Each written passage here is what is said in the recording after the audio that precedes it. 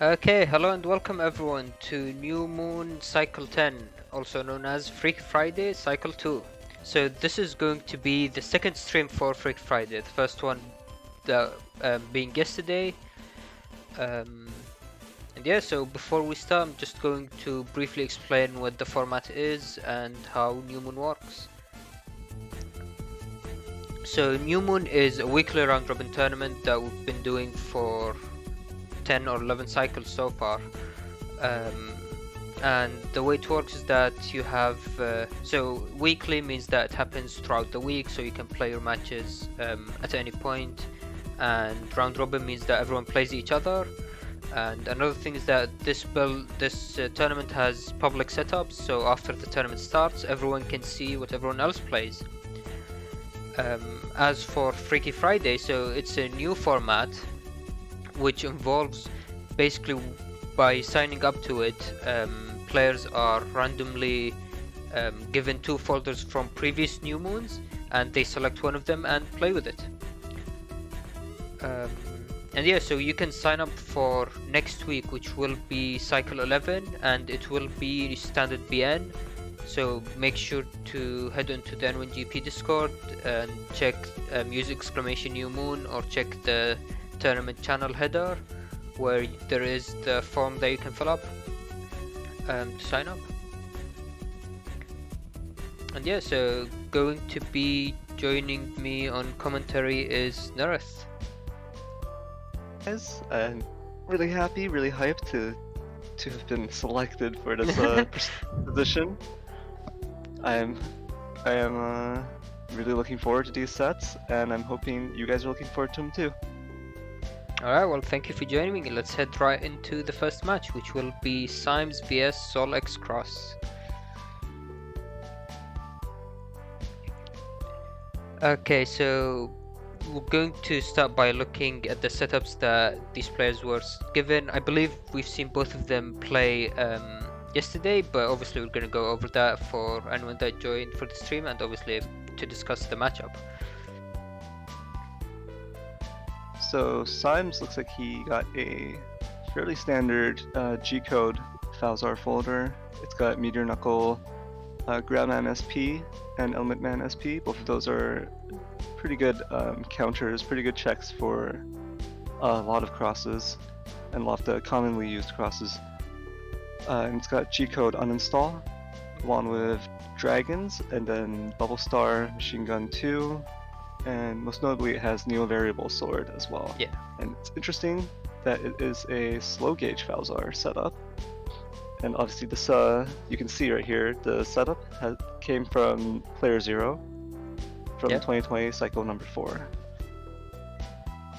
It has the standard, or I would say, yeah, the standard pretty common Falzar Navica setup with attack 4, charge max, custom 3, and then the Russian beat, the PvP Navica parts, and 400 HP with bug stop and undershirt. It's also running 5 area grabs, so it is going to have a lot of passive damage through area control and charge shots.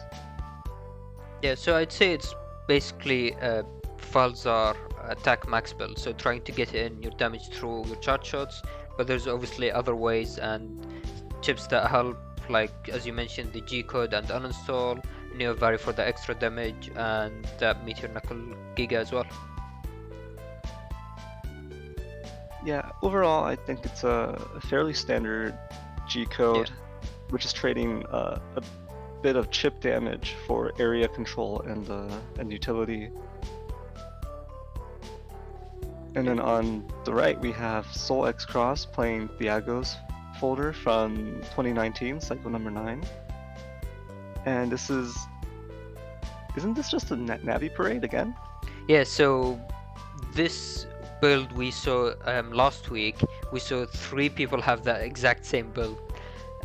So we've seen that plenty already. Yeah, the Navi parade is just too much fun apparently. People can't stop pulling it for Freaky Friday. Yeah. So the Navi parade makes use of folder pack 2, and that lets you put in 2 more mega chips. So it's just a ton of SP Navi chips, 4 SP Navi chips, and then the 3 standard utility Navi chips. So the playstyle of Virtus Folder is essentially just trying to get your SP Navi chips off and just playing towards the double damage that you can get, the D crosses that you can get with it. I'd say it's actually not too easy to play this setup, so I'm interested in seeing how Soul does with it. Yeah, and one thing to point out is that the build Symes has is playing 1 slow gauge, whereas Soul has 1 fast gauge. So that's one thing to look out for, is seeing how the dynamic is going to be working out between them, who plays their gauge first, or if they keep it in hand. Yeah, that's a good point. So the game is probably going to be stuck in either fast gauge or slow gauge, because I can't imagine neither player just playing their gauge at all. So yeah, it's going to be interesting to see how the other player adapts to the gauge that gets set down. But yeah, I believe that's everything. Let's head into the first match.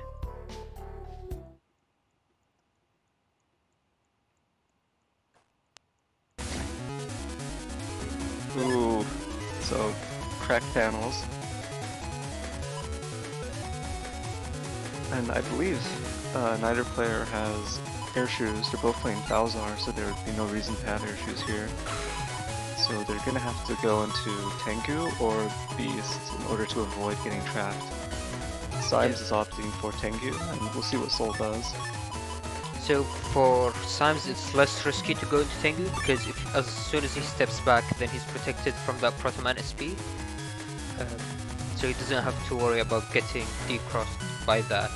Whereas for Soul, it might be a bit more risky, because we see that Neobarry, and if you have the Supersonic Beam, then you can input the command for it very quickly. So we'll see which Soul ends up going for. Yeah, in terms of Tengu, wasting Tengu or getting knocked out of it early, not having the ability to get rid of Life Aura, neither of them have to worry about that, as they do have 2 Wind Racks in both of their folders. Okay, so both are going into Tengu. Obviously this field isn't ideal for Soul, because he has all these Navis, and ooh, nice. Yeah, that was an early Wind Rack, I mean early Life Aura.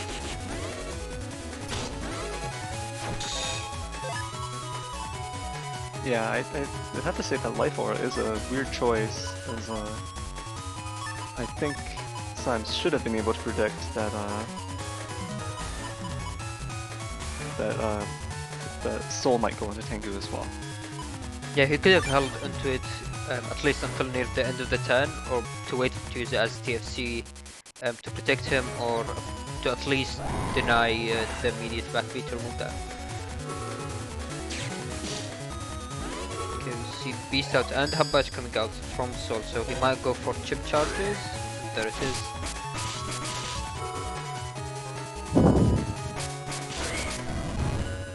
Ooh, that was close.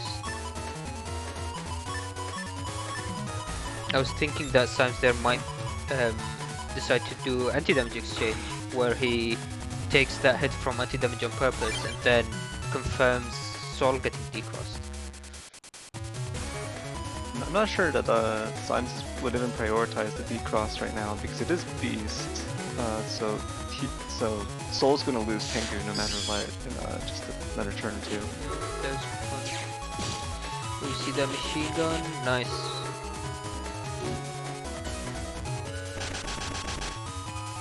Symes does have Neobar in hand, yeah, looks like he is going for it. See if he gets it, nice, okay. Okay, so I think that's about average hits from Meteor Knuckles.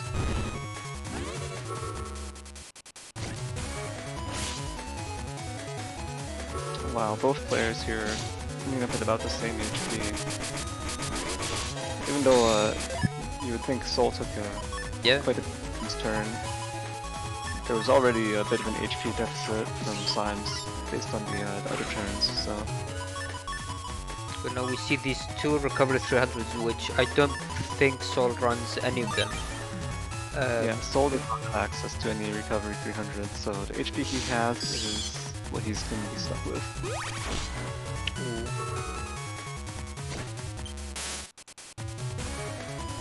Fortune was with that race man. At least the Grandman SP connects. Oh wow, even with these two Yeah. 100s, they are still at almost the same HP. Nice, connecting with that Judge man. Ooh. Oh, he couldn't reach that area grab in time. And now he's stuck in animation, so if he wants to have the chance to react with something, then he might need to cross cancel into something else. So let's see, he does have... What's interesting is that there's a broken panel right above him, so even if he cross cancels, unless it's specifically Beast, at this point he won't be able to step away from his opponent.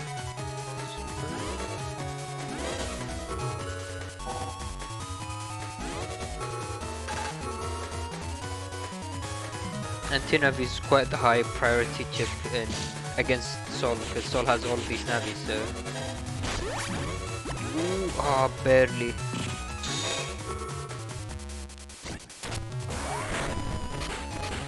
Actually now, if we go into custom straight away, Soul will be able to cross... I think Soul had the opportunity to go into custom straight away and cross cancel to keep his anti-damage. That's true, he did have that opportunity. But he might have wanted to keep Tomahawk for that B-banish that he has in hand. He probably has in hand. It's been long enough. I do believe Soul has popped Hub Batch already as well, so Yeah. he does have the buster stats to abuse Tomahawk swing.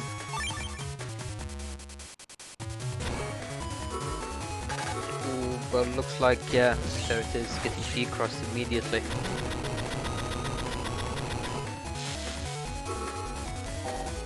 Ooh, so he decided to keep that, to take the D-cross to keep that barrier.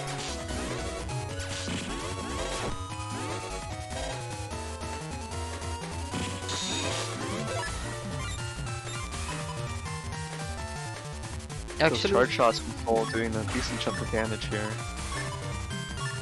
yeah, that is a good point. He does have attack max, so 50 damage when their HP is this low is going to be making a lot of impact on the game.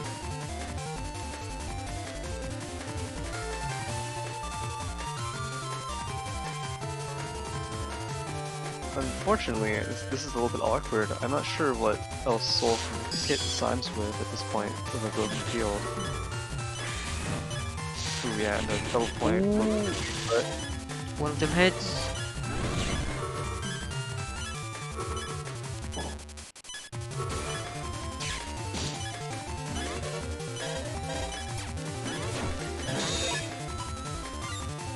oh, Symes doesn't manage to get the area grab once again. So this puts him at an area deficit here. Now we Even with only 2 trips left. But as long as he uses this slow gauge, Ooh, looks like he's chip charging it, though Soul should be able to see that Symes is chip charging, because otherwise he would be trying to use his buster shots to get some damage. Oh no, it connects! oh, Both of them connected with their attacks, so now both are 1 HP, but Soul has the option to go into Beast Over. So it looks like he decided to go against that. Ooh, that power up will be scary. And then single buster shot will finish off the game. oh wow, that was one close match. Yeah, I do have to question Soul's decision to not go into Beast Over, but the turn would have been over very quickly regardless, so there's no guarantee that he would have been able to get Symes. Yeah, there's a good point. Though I guess, I mean, it's still better than just being in a cross, because does losing Beast Over put you at speed 1, or does it keep your speed stat? I'm not sure. I'm actually not sure either. That's worth testing. But I would expect you to keep the speed stats. Because I think your attack and charge go back to 1. But yeah, no idea.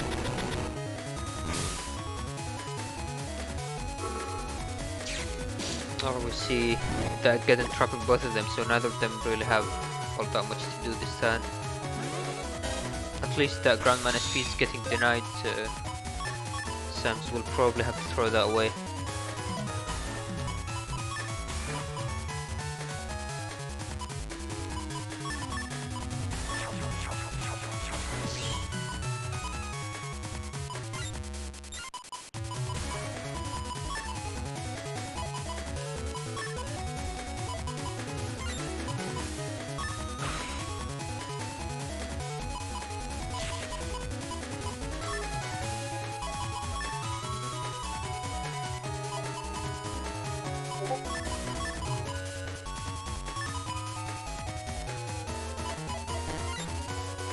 Okay, so now we see Symes does have few options, so he has all these wind grab, all these area grabs, so he can try to go for Tengu and then try to get area grab lock.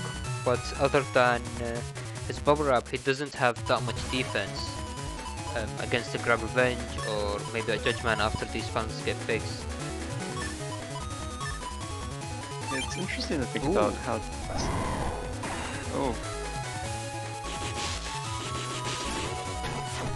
Oh, nice.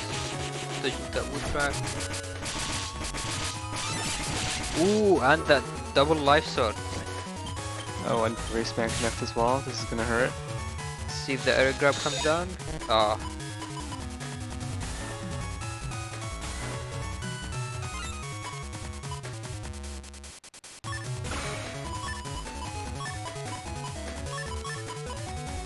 I'm just playing extremely aggressively here. Even though, if you think about it, he has the defensive options available to him as well. Both of them did go down to 1 HP in the last turn. It was very close, which I think means that if either player had mitigated a little bit more damage, it would have been possible to bring the other player to 0 chips and still have enough HP to survive.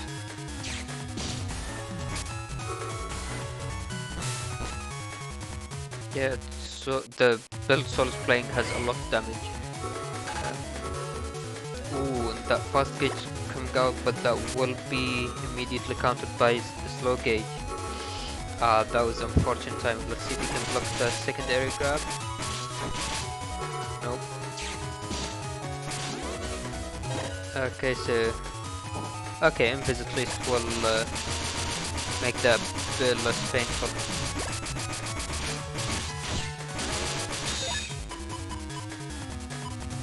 Ooh, but we see that Meteor Knuckle is going to go for the greedy play and trying to get maximum damage from it. I think this Meteor Knuckle is actually fairly safe, because Soul might want to banish here preemptively, or use a Judge Man. And if that's the case, then he is going to take the brunt of this Meteor Knuckle. Yeah, that's a good point. Ooh, getting counter hit for free. And there it is. Ooh. Ooh, but then... Have some patience. The Blastman SP is going to hurt, but... 4 hits, so actually Symes took more damage from the exchange. But this leaves Soul at 1 HP, which unfortunately with slow gauge that is going to be very difficult to avoid.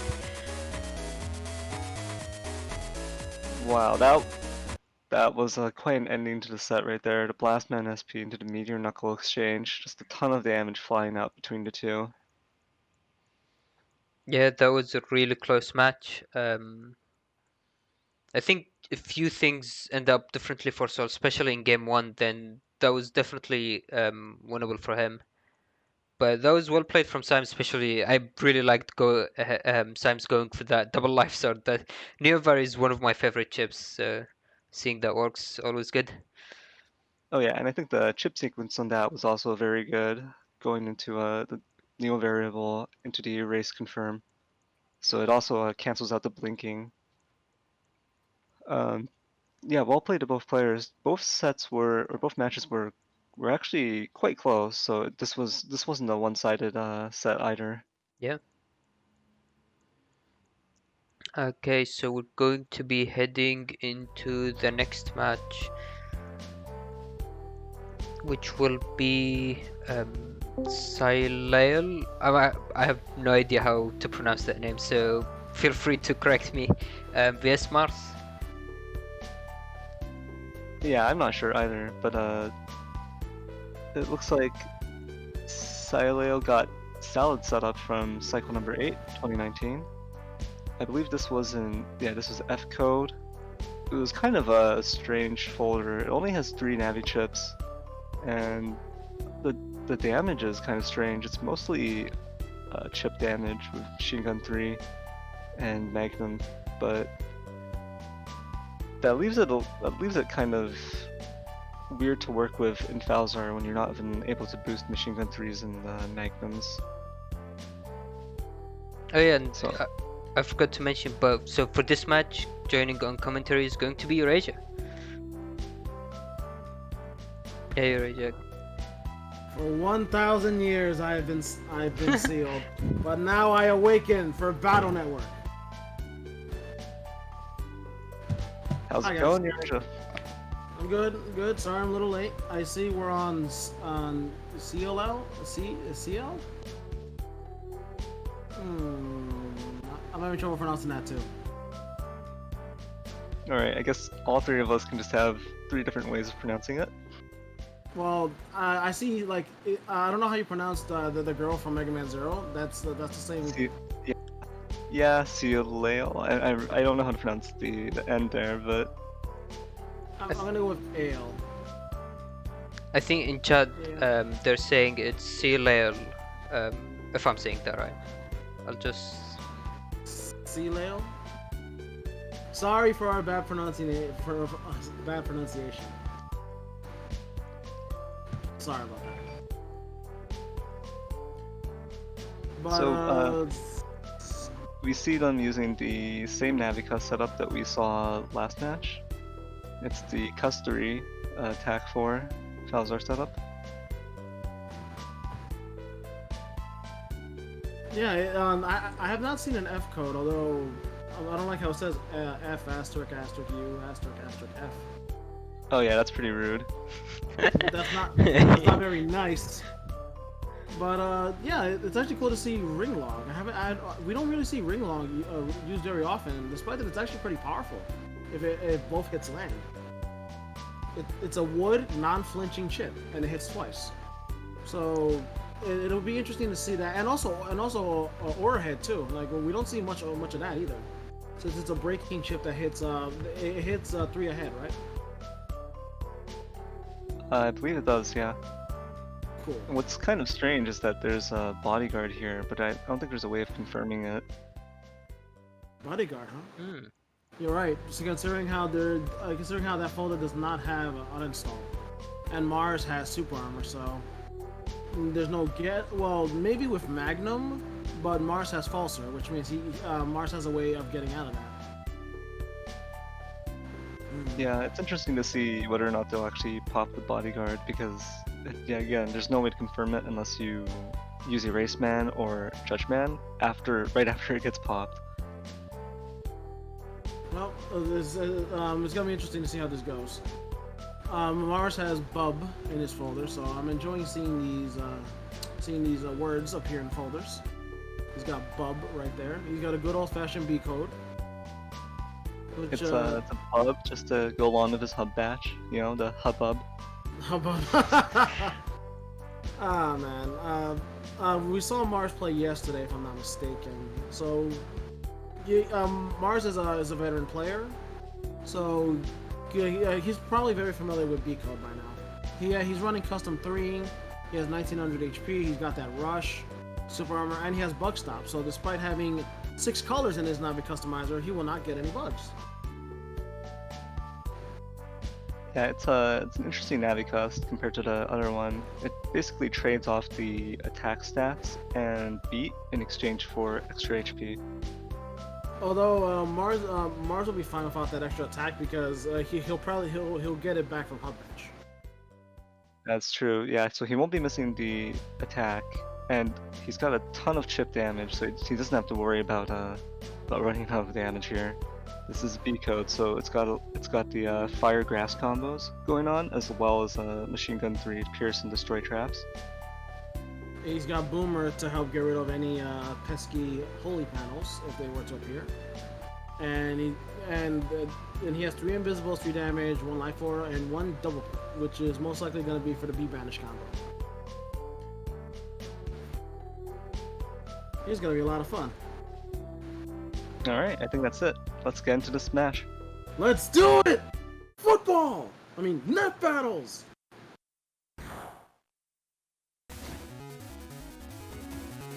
A 1400 versus 1900. It's always a little intimidating seeing that kind of HP difference. Yeah, and I mean, it sucks when your opponent is also running HUD batch, so they can actually make up for the difference in the Navi cost there. Wow, 3 win racks. Yo. Yeah, that's a good call going into Dust right off the bat. Go for the ice cubes on the field, and also maybe to cycle some of these wind racks back into the folder. Be sure to share some of those ice cubes, man. It's hot.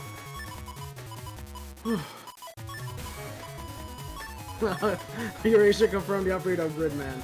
Of course. What am I, Eurasia, doing here? Commentating. Okay, he's got that Magnum. Here it comes. Ah!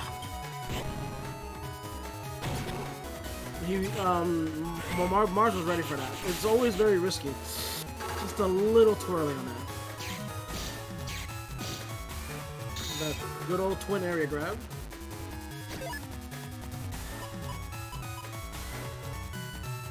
Wow, I didn't even notice Cielael canceled out of their Dust Cross right at the very end of that turn there, I think.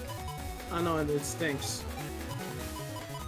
Like, Magnum is great, but because it's a time stop chip, it could easily be countered. So it's a great chip. I love Magnum. I'm never not, but that's the only flaw. Like, that's one of the reasons that makes Kernel Force such a powerful Giga. Because it's a non-time stop chip.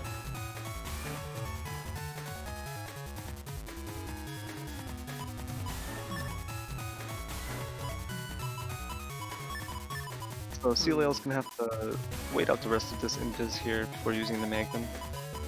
And I guess just hope that Mars doesn't have another invis lined up. He might. Mars is very sneaky. Although it's gonna be pretty rough to have Mars protect his dust for 2 turns here. Oh, okay. He most likely has a hub batch already. Oh! Just whiffed it. There goes beat. The problem is Mars has rush, so it's using that invisible is not gonna end well. Yep. Rush! No.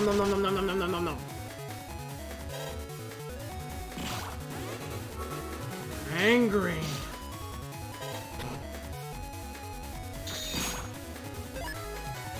Oh no!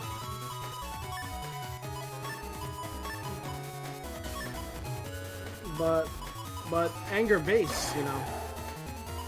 No, don't. Like you want to stay angry. You want the hate to fuel you. Let it consume you. Grant you power.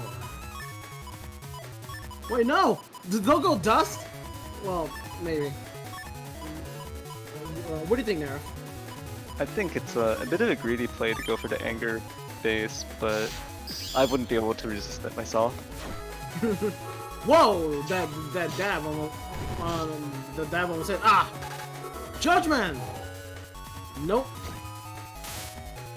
Get back to learning. I think Mars is gonna get. Oh wow, Mars didn't get that last set of panels back.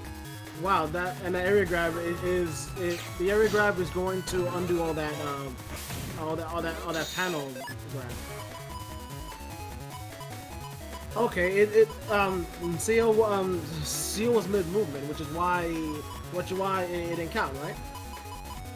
Oh yeah, not just mid movement, but sliding on the ice panels, so you can see from how far away that that you occupy space before you even visually show up on it when you're sliding on ice panels like that. Yeah, that's actually really interesting.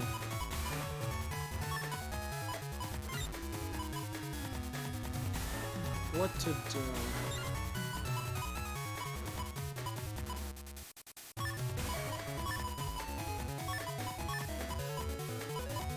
With this much area advantage, I feel like it's really tempting to go with the machine gun 3s and into the base.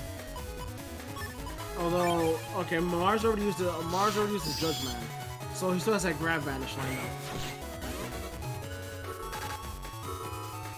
Yep, grab vanish.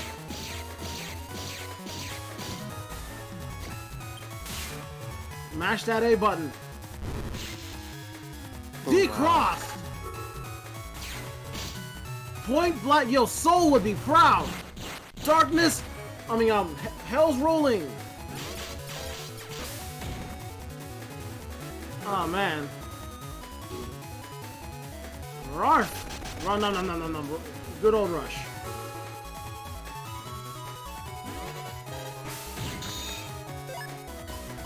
Is Mars gonna be angry from this? Only if he chooses to be. I mean, wouldn't you be angry if a dog bit you and paralyzed you?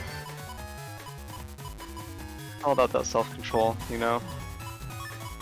Self-control is for yellow-bellied net battlers.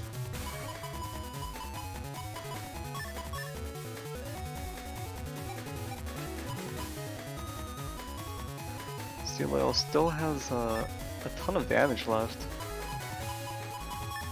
These machine gun 3s could do a lot of damage.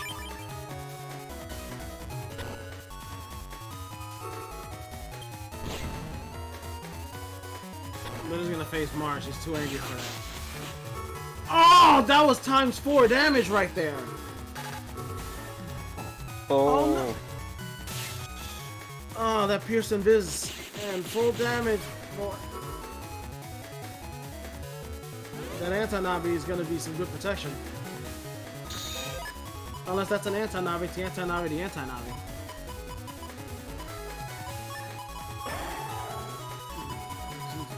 Very dangerous.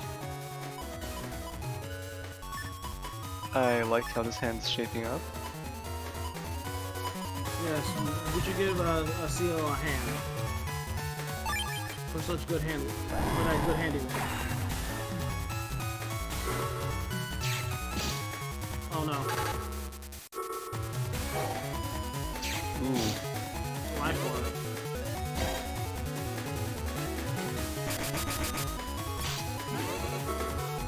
Okay, Mars just confirmed that's not anti-damage.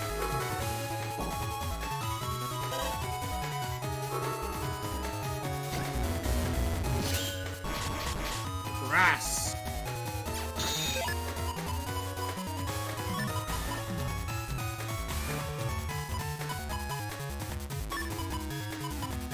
Yes, I agree. Going for that as grass is very risky. Honey. That is true. playerzero points out that Mars has a fire hit too, and he has blast. Oh yeah, Mars has a lot of ways of making use of this grass. Yes, but it's gonna be like Symes and actually land those punches.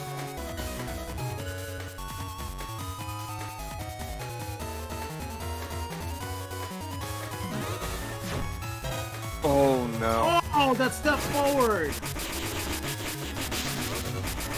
Ah, there goes that trap. That was 360 damage right there. I think Cielael could have gone into Tengu in the previous turn just to confirm that they could take down this life aura. That would have been another option available to them, instead of just relying entirely on Winrax. Though it's risky because Mars has Proto Man. Yeah, but no riskier than using Element Man SP or Element Man Grass. I mean, oh wow! Yo, a log to the Rolling face, log man. finish. I mean, this is kind of real. Have you ever gotten hit with a log to the face? No, but I think I wouldn't be here to cast if I had been hit by one. Exactly. So dying from a log is actually, you know, makes sense.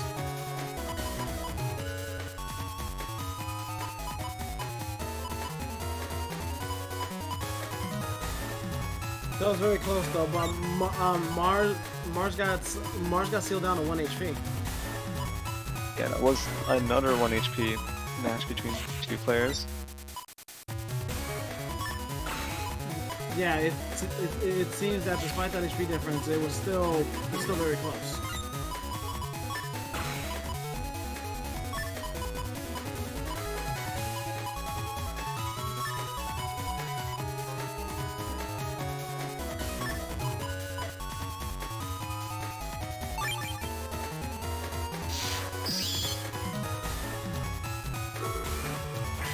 Oh wow, turn 1.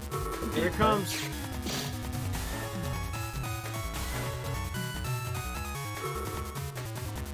Oh. Oh, that's gonna confirm it. Oh no! The bees! Ah, bees! And that. My god, that's 820 damage.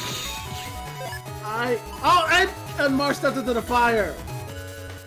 Well, I'm sorry. That's technically not fire. What do you want to call that, Neryth? Since it's no element. It's just some not... Sunny D.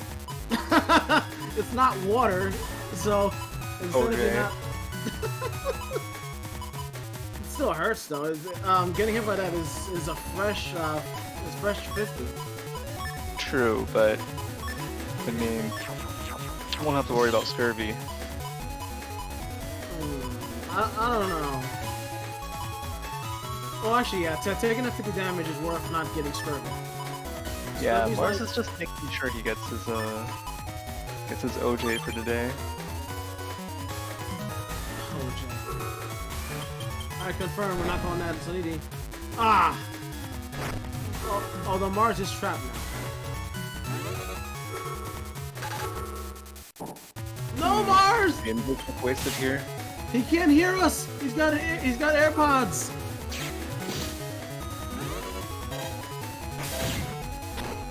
Oh no. Hassan Chop! Oh, Mars is stuck on the Sunny D panel. That's not good. Do you think he's gonna go Tengu or Beast to get out of there? I'm not sure about Tengu, but I would look at Beast myself. This is probably a good time to just go Beast. The field also favors it. There's only one panel Cielael could step onto to avoid the Beast, the Tomahawk Beast charge. So there's actually pretty good odds that you'll be able to connect with that.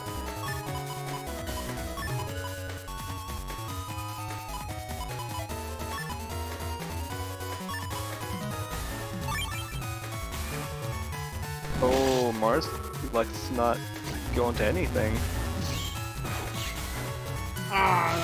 Well, I guess he'll chose for. Oh. Yo, Soul is missing out in your base action. Oh my god.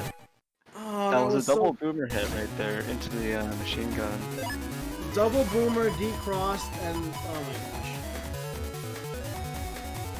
First we had baseman, and then we got in your base action. Where is Soul? He's missing out on these fun moments. The only thing we're missing is a I don't know, full synchro double point base to make it even more spicy. Yeah, you know, Soul has to have some downtime in his life too, otherwise he'll just die of excitement. Yeah, you're right. I've died 3 times from watching these net battles. I totally understand. Ooh, not going to dust. Not even gonna contest these cubes. Mars, don't eat them. Don't eat the rocks. Dang it! You don't never listen. Ow! Paper cut. Decrossed. Okay. No.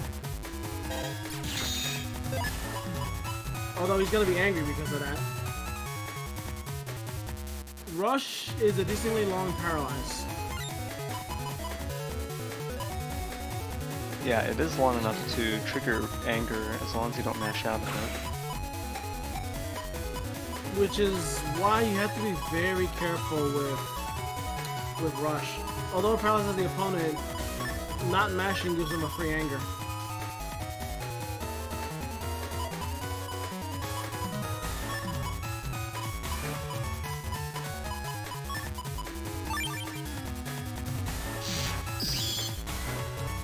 Yeah, it looks like Mars is gonna take that free anger. Anger. Okay. Yo, that TFC chain. Ah! Oh wow, 2 hits of the anti-sword connect. You know, the third hit not connecting actually means it doesn't blink. Yeah, it's the last hit that causes blinking. That was close. Like he avoided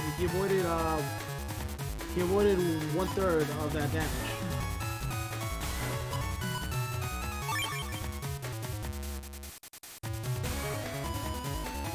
Cielael has lost 5 HP so far. It's unfortunate that that erase man did not connect. I think it was a ×2. Yeah, it was a ×2, but Mars wasn't in the right area. Oh no! Watch out! Ah!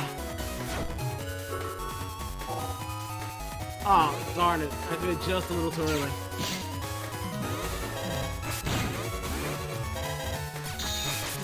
Wait, did that? Oh no, the barrier 200, right? Yeah, it's a barrier 200, and Mars does not have attack stats, so... Okay, no, I was wondering because that fire hit didn't take it out, but I forgot fire hit is only 180. So that berry has around 20 HP left or something like that. Also, barrier is actually not a bad option. I have over invisible because barrier is the only thing that can block erase man and judgment. Well, Getting the that judgment couple can. round. But yeah, like barrier is the only thing that can actually block erase man aside from anti-navi. Like you can't anti-damage it, and you can't invis it either, and you can't guard it either because it's pseudo breaking, right? Yeah, it should pierce shield. Like it's insane how many how powerful that our elect beam is. Erase me. Yo, smacked. Oh, 4 times. Oh, but... Oh, dang. In your base action! Hell's rolling! I think this is the only time I've seen every base connect, like, in your face. I can't even aim that one. Doing anti-damage? Yo. You are safe. Yeah, there's 3 anti-damage and a backwards anti-damage. Gotta flip that one around. Anti-damage in the mirror. That's funny.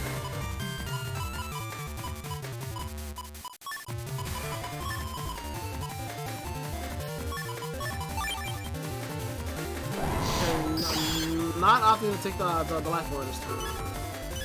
Yeah, that's a surprising move for sure.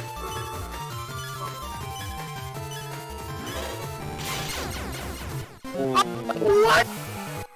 What? Oh, he beast jumped when he unleashed the beast, so the beast ate it. Oh my! It looked like Steel got disintegrated. Like, wait. Oh my gosh! A quicker death than I thought it would be. Yeah, holy crud! The bees get a little bit of time to, you know, do a couple more stings on you, but That's crazy. I've never seen a deletion that fast. It just went blink. No, Mars was not uninstalled. That was such a violent death. Are we even allowed to show something like that? I'm not sure. All right. I mean, I think we've shown worse. I think this should be okay. All right. All right. I just don't want the sensors on us. Whew, Yeah, that was so a spicy match. I think the bees were gonna connect no matter what there. Cielael might have been able to squeeze out of that turn with a life aura, but opting not to go with it made that one. I don't want to say this, but it was a little bit of a doomed turn because you'd have to dodge the bees and then hope you don't get grab banished back into them. Life Aura would have would have probably saved the day right there. In my opinion, I think Life Aura would have been a saving grace for that turn. But then again, I'm always paranoid. I feel like everything's gonna hurt. Yeah, especially against B code. Especially again, B code with the B's. All right, well played to both players there. Yes, well played, Neryth. Who's our next victims on the chopping block? I believe it's Shadow and Emden. Shadow, my arch nemesis from high school. Not really. Have these players played yet? Not today at least. Okay. Neryth, why are you sharing your folder with Shadow? What are you talking about? Shadow's using your folder. I'm not sure what you're trying to say here. Trying to say you're sharing your destroy pulse combo. Look, I'm not sure where Shadow got this folder from, and unfortunately it doesn't say on the screen here, but I have to say it's a very powerful folder. I think it's one of the stronger folders that has ever been submitted in New Moon. Yo, that's good praise coming from Neryth. This folder has the destroy pulse PA. We're not seeing a lot of PAs in these fights lately. Like, I think the only one I've seen is that one, destroy pulse. And then we have recovery. We got hub batch to make up for the lack of custom. Even though the Navi customizer has shuffle, which again is not something that common. Although I'm not a fan of that extra one space there missing. You're gonna put a speed or something in there. I don't know. So you can see just how potent this Navica setup is, and how powerful the synergy between it and the folder is here. And anyways, I don't need speed, I have speed max. Oh, you do? Just set the speed to 11. Trust me, it works. So yeah, you can see this chip shuffle buster up folder here, but it also has a PA. Quick question. If you use the attack pluses after hub batch, does it still go to 10? Yeah, in fact, I think you want to use them after. Wait a second. Wait. Oh wait, no. Oh wait, no. Never mind. No, you already. So, this Navi customer already has attack 5. Yeah. So the point of this folder is to go to attack 15. What? Yeah. So you wanna pop the hub badge and use the 5 buster ups. You can't go to attack 15 in this game. That's battle number 4. Look, I'm pretty sure this is an attack 15 setup. This is pretty revolutionary, if I don't say so myself. What's gonna be revolutionary is, well, what's gonna happen if Shadow gets off that max buster up, and it looks like bugged buster also for this Navi customizer, correct? Yeah, I believe so. Yes, bugged buster. What it causes your buster to misfire, so it fires blanks every now and then. But it also has a small chance, a 1 out of 8 chance at max buster bug, to fire a charge shot. So imagine just firing a charge shot as a regular buster shot. So at max attack 10, you have a chance of firing a 100 damage charge shot. Like just firing it, which is amazing. The damage adds up really quickly. And there's also the benefit of attack 10, that just having 10 attack power means if you hit the opponent with anti-damage, it procs it automatically, as anti-damage has a minimum proc of 10 damage.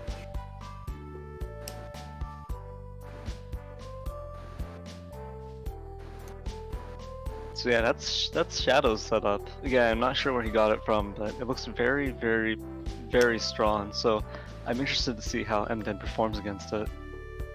On the other side, we have Mden's G code, and he's running uninstalled G for some reason. Mden's a real G, that's why. And this is playerzer's setup from cycle number 1, 2020, and it's the triple Giga setup. Yeah, that's too many gigas, man. No reason for 3, but in this case, there's a good reason for 3. You got Hub Batch, and you have 2 powerful attack gigas.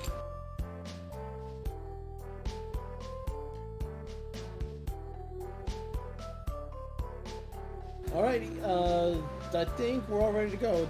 We're gonna have to see if the power of Buster 10 can beat 3 Giga Chips. I think you mean Buster 15. Buster 10, buddy. 15. I wish. Buster 15, they really should have brought that back. Yo, that fast barrier, man. You can see Shadow has a lot of options here, selecting from these 5 chips.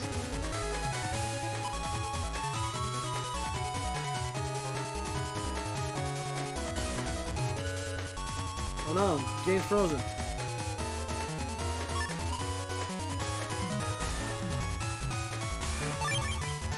Okay, we're over. First turn does cross. Ah! Oh wow, that last hit connecting with the uninstall too. Oh, okay. Oh, both players getting their uninstall machine guns off. And then said, no, you. Oh, there it is. Procked. Yo, it's one thing to get hit by a machine gun uninstall, it's another thing to return the favor. Come on, guys. The game does not have to get personal. We're all about having fun.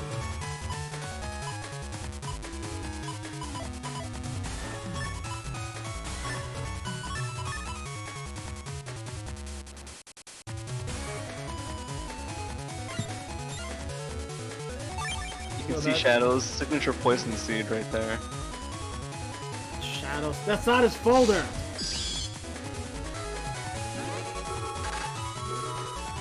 Alright, I guess that L4 is gonna be putting in some protection. Oh. No, Rush, don't! Poor Rush. And the problem with Warp Step, you can't really get it. Oh, okay, there it is. You can't get into a good spot with Warp Step. Ouch! Ow. Although that shot's only doing 30 damage. Yeah, I think Shadow didn't think this build through.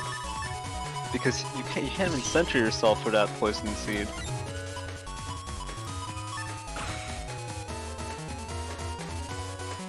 Opting not to go dust yet. Not yet.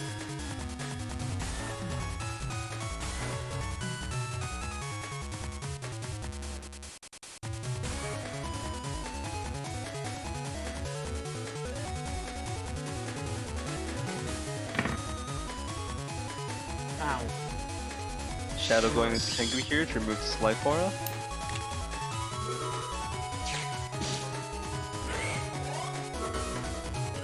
Knuckles! 1, 2, 3.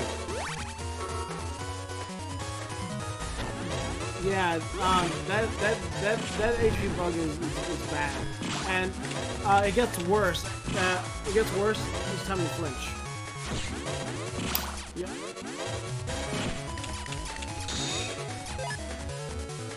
And the custom bug is also starting to creep in too.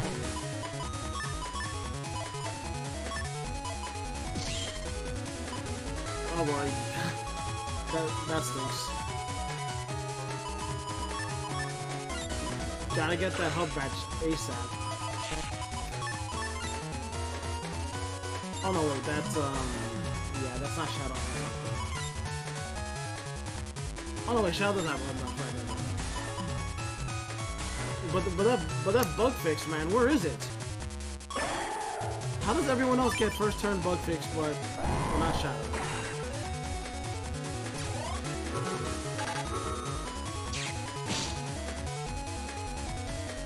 Ooh, not a lot of room to work with here. Oh dang! And then this is the neo variable sword inputs. Oh my gosh, that HP bug is doing as bad as poison panel now.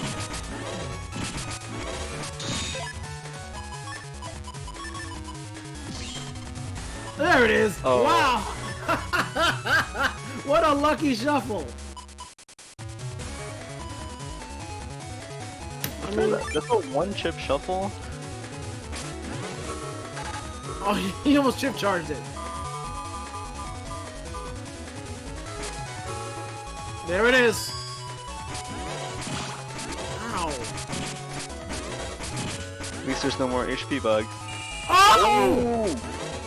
Oh, bad medicine! Cancer recovery.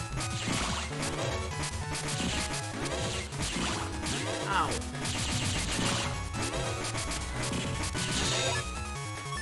That rarely ever happens. Like, we don't see anti-recovery that often. Actually getting procced. For those unaware, anti-recovery, it stops the recovery chip, deals damage equal to what you would have recovered, and then it causes a poison panel under the opponent. It pierces everything. There is no way to stop it. Right, Neryth? Yeah, there's... Oh, actually, you know, I think it does not pierce green... was it green... Wait, Okay, but I know it pierces Beastover, yeah, it does pierce Beastover. I feel like I can recall it getting stopped by Fanfare before, but maybe not. Ouch. Yeah, I guess it does, it should pierce everything. What? Oh wait, it's half damage though. Okay. Oh wow, and then could have ended that right there. Or at least brought Shadow down to 1 HP.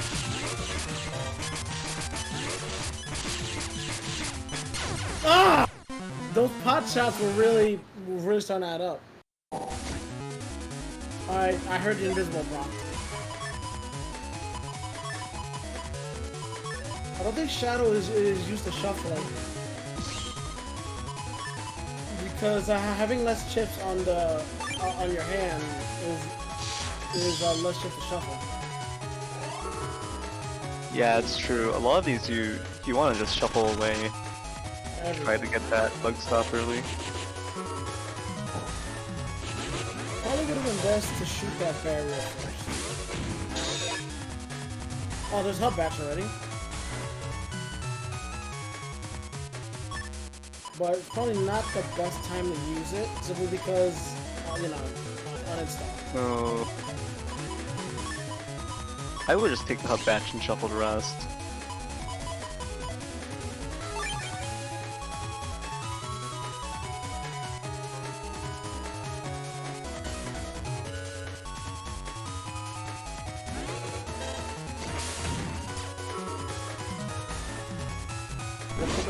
Oh no!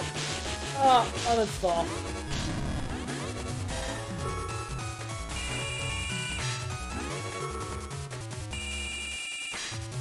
Get over here!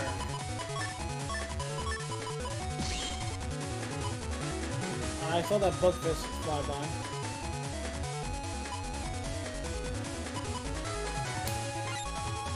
I have to wonder if Shadow is gonna take this this pulse all the way with him, up until he gets the dust pulse. There goes dust. Holy panel! And then making use of that the area grab. Yep. I camp these front two holy panels here.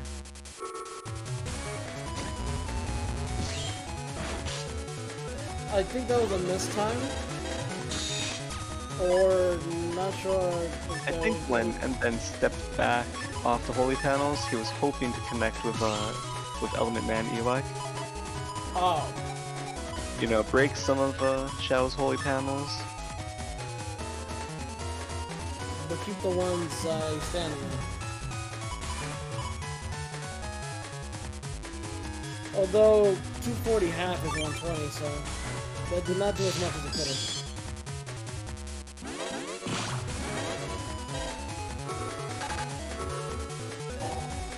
Nope.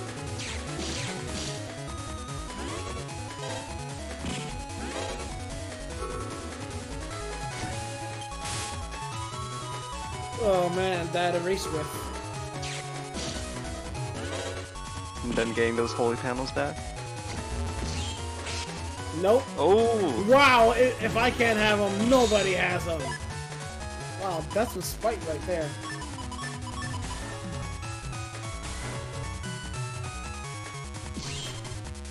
Shadow not taking full advantage of that buster. But that Muramasa though.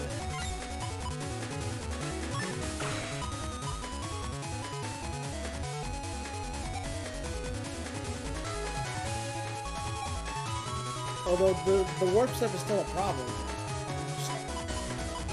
You're stuck to the tops.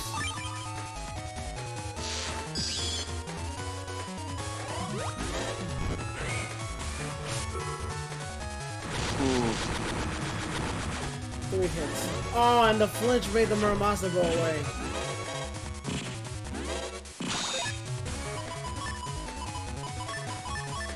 There's the bug fix.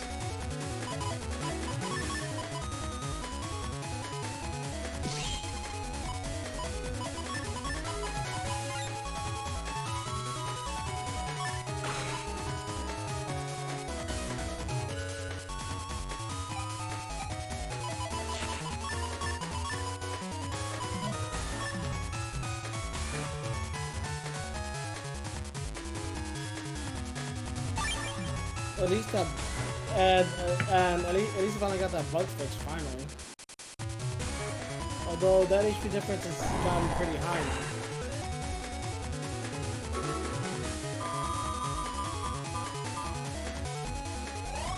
Whoop. Oh! Although unfortunately at low buster that wasn't too devastating. Ooh, that's unlucky. Absolutely no Buster Jam procs here. Yeah. I forget how much damage that water wheel does at minimum damage. Like, it isn't that much. It's like, Not bad, but it's questionable as to whether or not it's even worth charging the chip for it.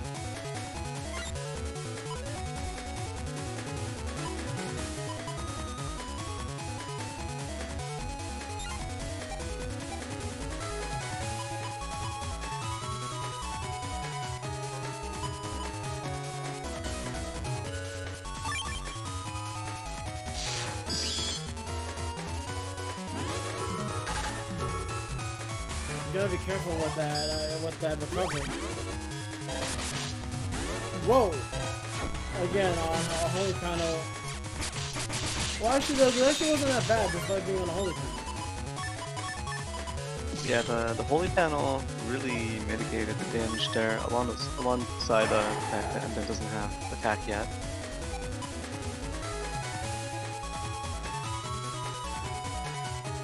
Alright, we've waited a long time to see this. Destroy Pulse! Although that anti-damage there.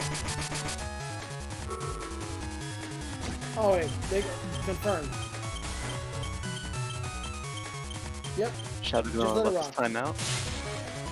Destroys that trap. Oh! He did the combination, but he got countered.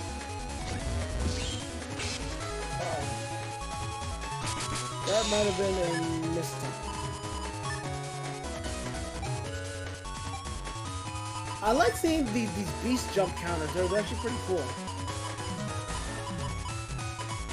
Although, you know, getting killed by bees like that just stinks.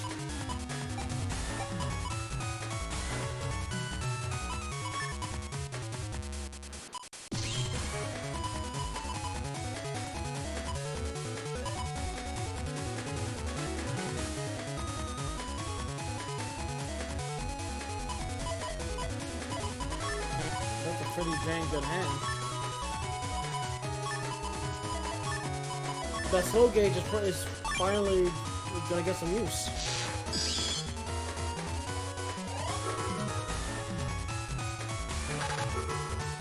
No! They go 300 HP.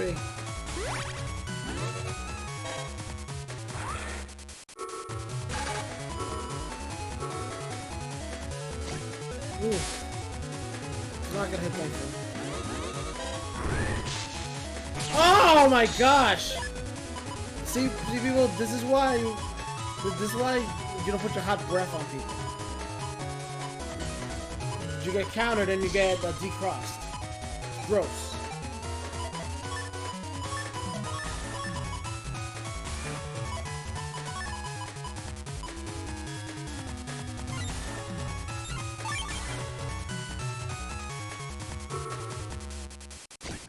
Whip! Judgment connects right into the wind rack. The uninstall wind rack. Oh no! Groundman, watch out! No! Poor Groundman. He died as he lived. Going down holes. Oh, poor Groundman.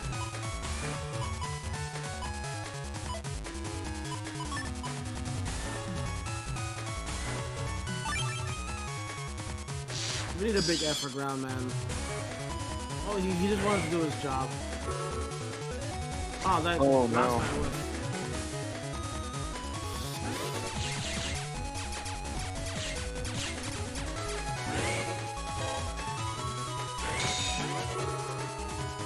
Oh, that's gonna hit. 1, 2.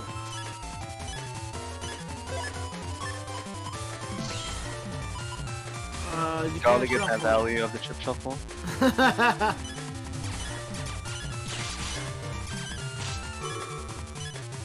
Drill to the face!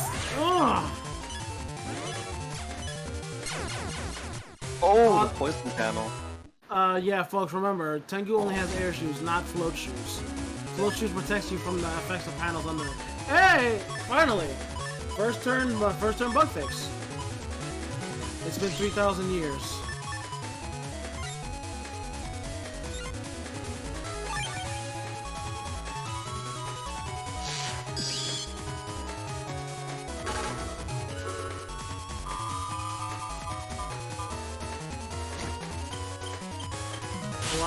Wow, the blowing up rocks? That's not very nice. Oh boy! Oh no, 480 damage. Jeez, that hurts. Angry! Neryth lost the machine gun as well. Ah, get one more attack up to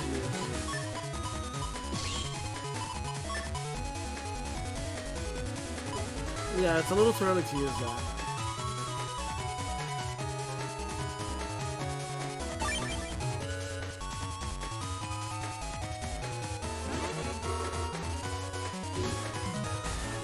No. Oh boy. Oh.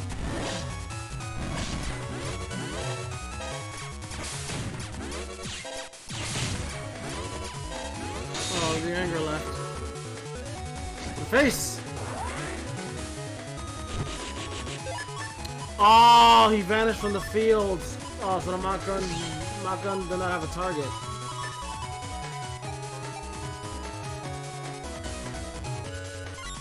I think that's the second bus drop that's gotten costed in a turn. Yes, it seems like Shadow will not be taking full advantage of the attack bar. Yeah, unfortunately, he won't be hitting Buster, all the Buster ups and getting the tactical change.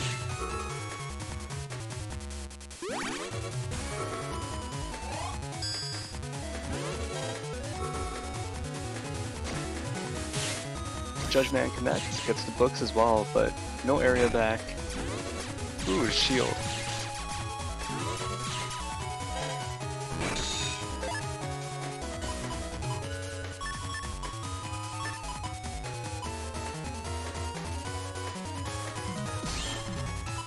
No, really? Okay. Might use that Buster up.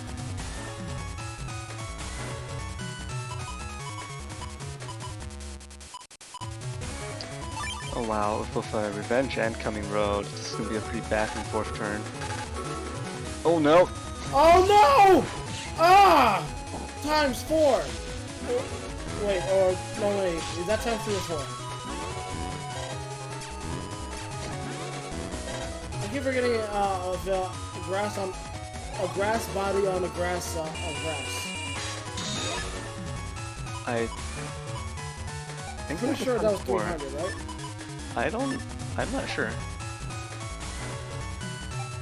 That was a lot of damage though. Yeah, that did well. They did like 300. That was really powerful for just a single level 1 Navi chip. Oh, that's true, yeah, 'cause if you think about it, Blast minus P on grass against Tomahawk is 750. It's times 3.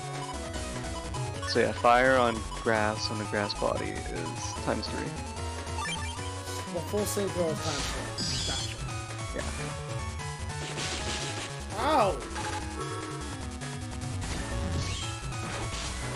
Back at you, buddy.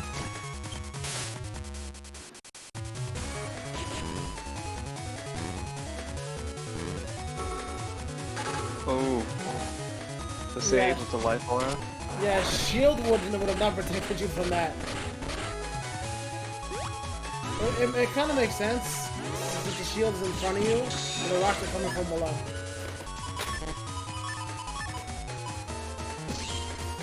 Ouch.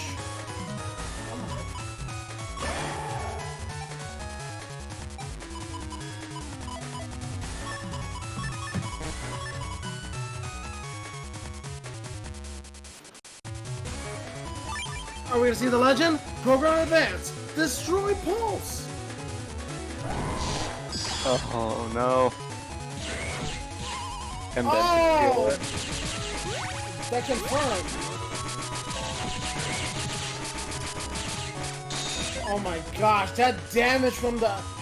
Oh my god, custom bug, HP bug, poison panel? I hate bugs. They're gross.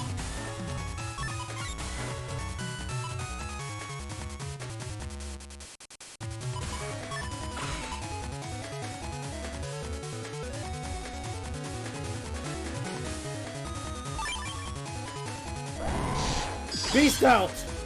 He's not gonna give up! Holy Toledos! Yeah, the ones on a sweet. In your base! At half damage! 1, 2, 3, 4. Damn, that still hurts a lot. At least this shadow's not dead, but Oh, drilled! Yep. Those are the last chips.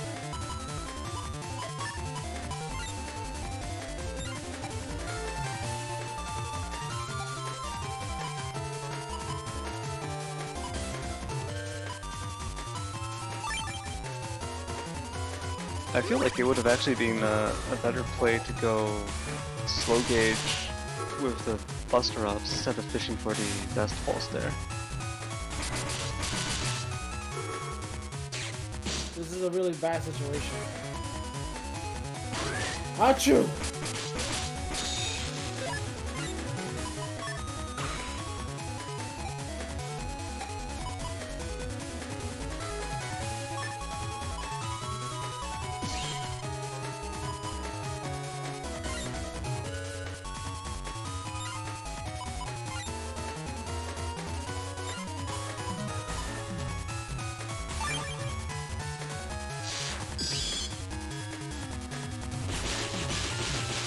Oh my gosh.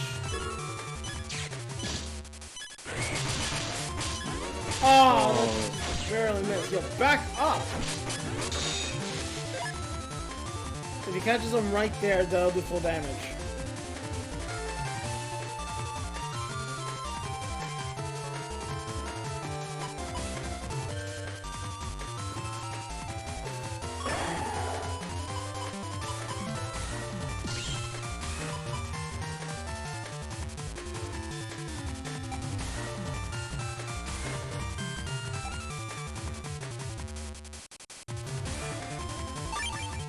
Wait. Ultimate power! Ooh.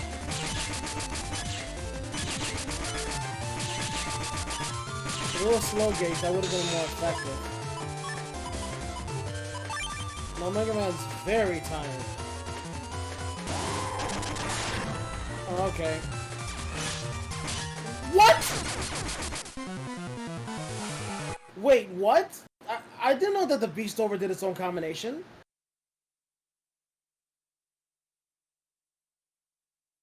Neryth, is this known, or am I just out of the loop? Am I that old? I didn't even catch which Neo variable sword. That was Supersonic Boom. Ooh, wow, I'm not. I've never used Neo variable sword while on Beast Over, so I mean that. Oh my god, that does. I want to say it because the Beast Over is like the way it works is similar to Dark Invis from Network 5. It's a similar concept, and that uses random Neo variable inputs. But I've never seen that before. well played to both players there. Unfortunately, Shadow could not pull out a win here with this. I still think it's a really really strong setup, but Shadow might need to workshop it a bit. Oh man. Alrighty, Neryth. I'll leave the rest to you. I need to head off for now. Alright, thanks for joining us, Yurja. Sorry, it wasn't for much. It's alright, have a nice day, dude. Likewise, remember, net battle, have fun, eat well, and stay hydrated. Yeah, thank you for joining, Eurasia. That was a lot of fun to try to watch. And yeah, so at the end there, Falzar Beast Over does do one random Neo Vari input. So it just happened to be one that didn't give flashing, which probably was what finished the game. Yeah, I thought it was interesting that Shadow chose not to use the Blastman SP while on Beast Over. I guess he was predicting that Mden would also go into Beast Over on the exact same turn, so he didn't want to waste it. But in the end, Mden had a little bit more patience, waited it out, and then went to Beast Over on the very next turn. And I imagine that Beast Over is more likely to cause the Blastman to miss. Oh yeah, there's definitely a high chance of that happening. Also, before we head into the next match, I just want to make sure to mention that that was a build made by Neryth that unfortunately Shadow had to play with. So, just putting that out there. Yeah, I think it's really unfortunate that Shadow didn't spend more time developing that build. I think maybe with a little bit more planning, a little bit more time investment, Shadow could have made a really strong build there.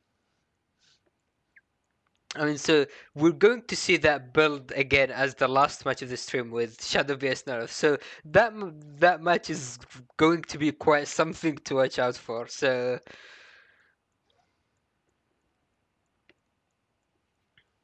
But yeah, so now we're heading into the next one, which will be SoulXCross vs JoeyKobalt.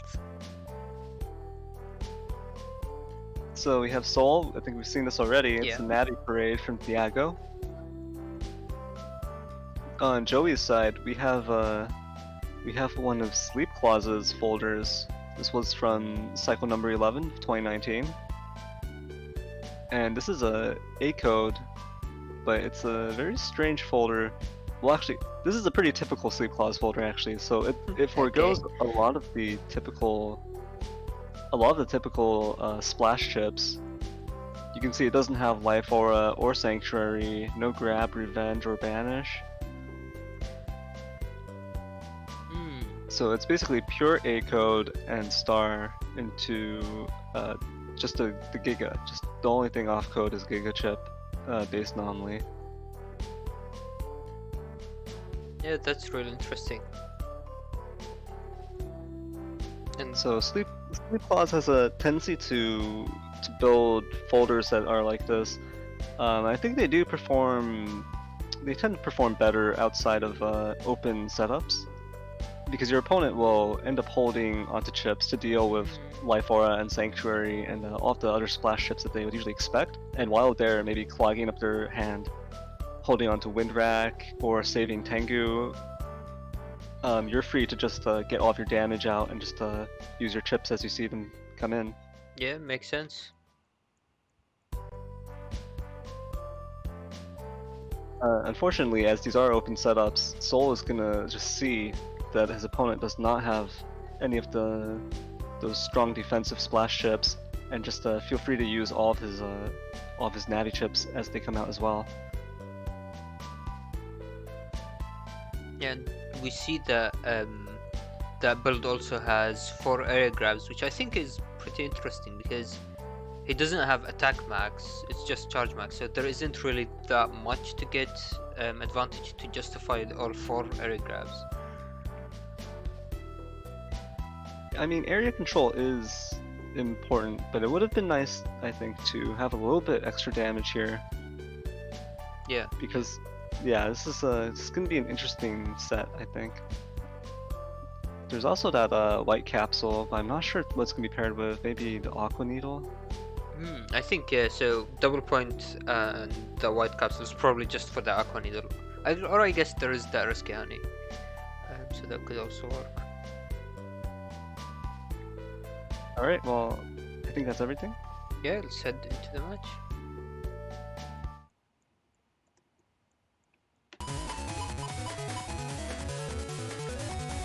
Okay, so watching from SoulXCross's point of view, and we already see that B-Banish combo on turn 1.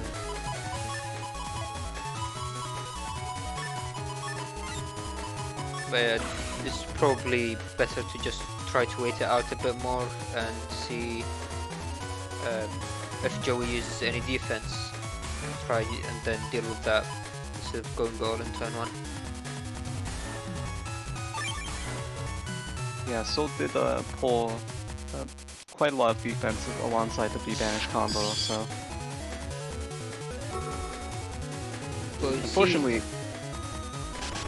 it is an Ice Cube field, so if Joey manages to... Oh no, Soul ends up getting the Ice Cubes. That was really close because their Soul missed his back B input, which actually saved him from the Elec Pulse, which if that connected, that would have caused the cubes to be off the field, I think. They would fly off the field.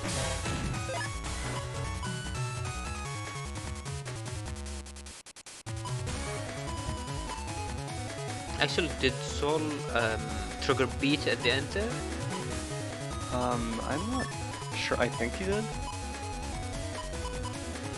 Because if not, he's gonna have to sacrifice the Erase Man or something else here. Okay, so Wolfie's in chat saying he did. Because I was thinking that he took Judgment and he's playing against 4 area grabs, so Judgment might be a bit more valuable for him. He does still have the grab banish, so yeah. If he wants to use the beat combo here, he's gonna get some value.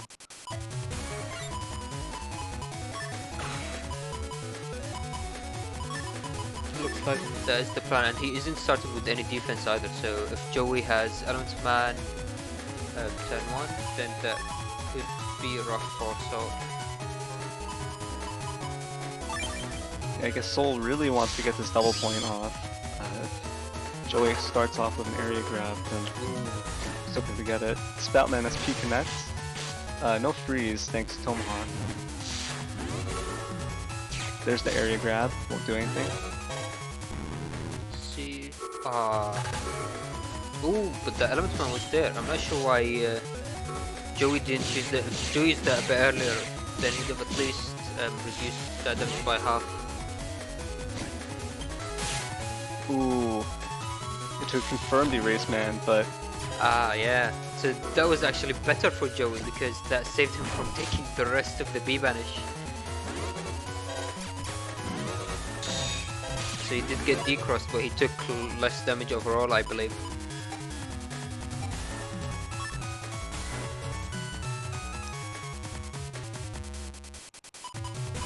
that was a strange combo. I think the blinking effect itself was from the banish though.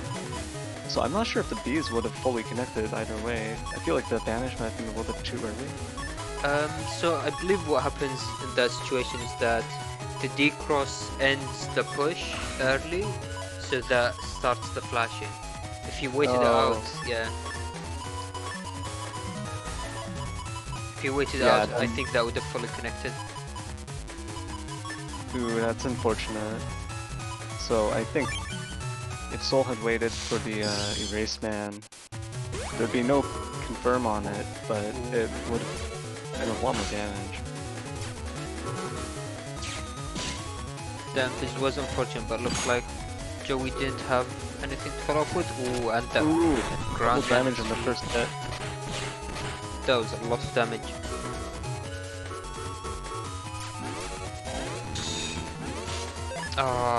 That one hit on bees, that was unlucky.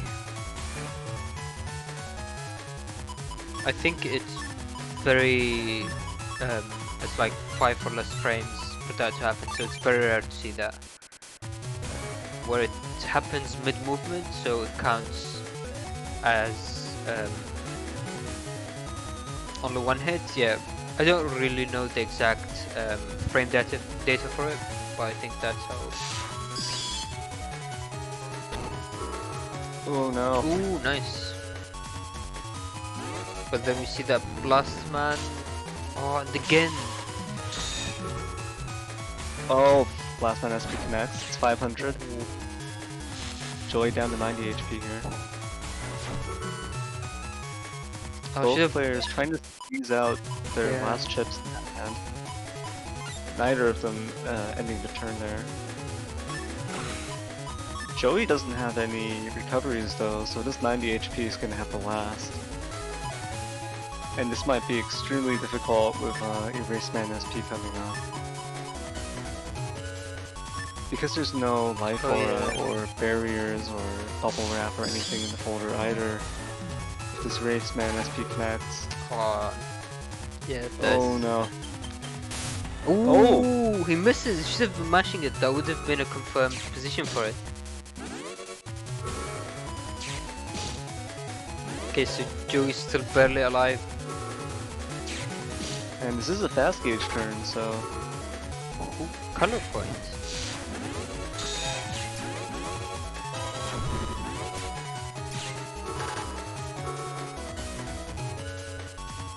Oh, unfortunately that base misses.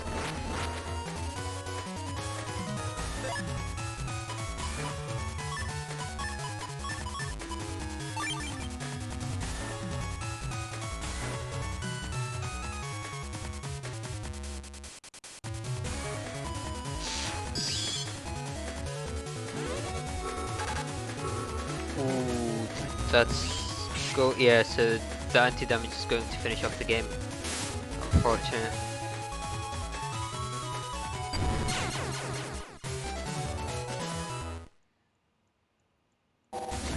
That was really close. Joe could have had, I think, the two Bs getting one hit instead of maximum hits. That really hurts. Yeah, that definitely cut down the damage by quite a lot.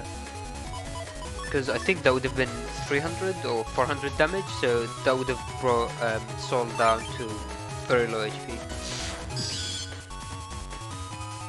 Joey choosing not to contest the ice cubes here. Ooh.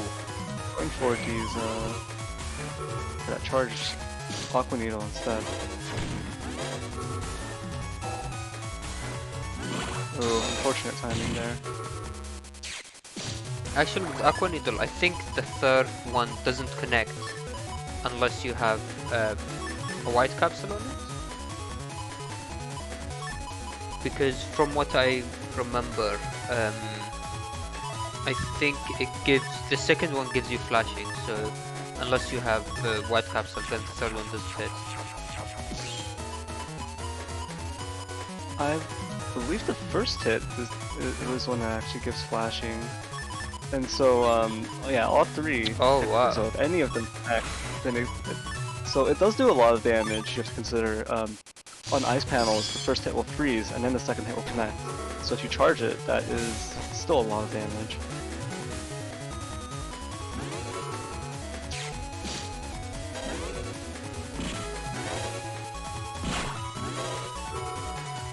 Ooh, Crush activating there, so now Joey's going to be stuck with another hit.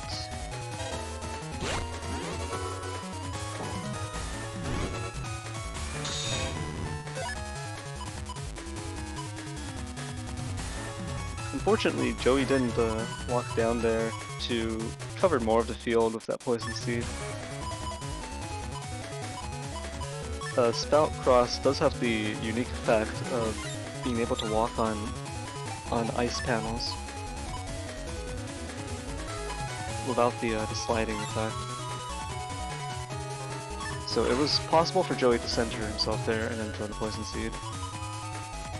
Actually, isn't Soul on ice panels now, so he's going to be sliding, which makes it more difficult to confirm his charge shots?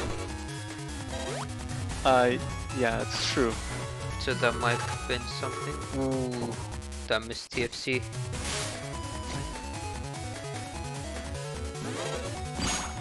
Nice. Joe would have been able to get in one extra charge shot in the exchange if he started with a charge shot freeze, then Judgman. But then He'll get decent damage this turn, but yeah, missing a little bit. And the game is still going in Joey's favor, although he started with about 400 more I believe it was 300. I think it was 1500 to 1800. Kind of weird value there. 1500 you usually would see on Gregor. Yeah.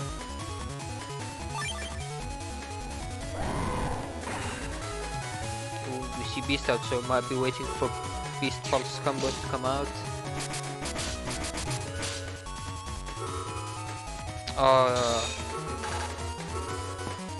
There's no base anomaly on the holes.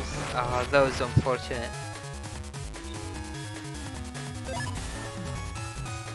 If that was point blank, that still would have connected, but then base getting pretty hard countered by holes, especially with fast gauge, so that getting is going to last quite a while.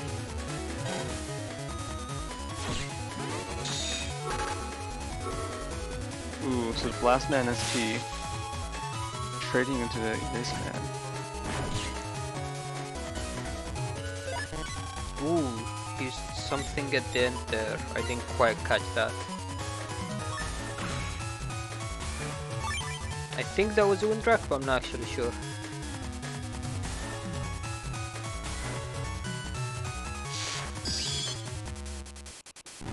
Ooh, look! Oh wow! Was that? Flash Bomb goes off the field though. Was there some collision happening there as well? Ah, Oh, that's rough spot getting just that one hit. hey, the hit connects though.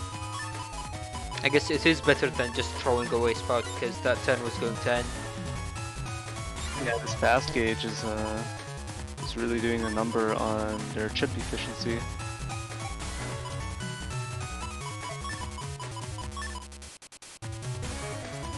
It can be difficult to adjust the fast gauge, and really figuring out exactly how many chips you can squeeze in a single turn.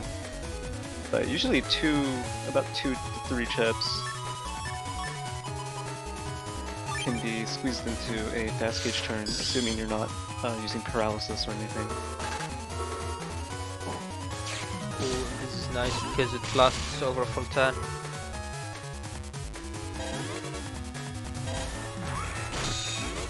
Getting in the extra charge shots.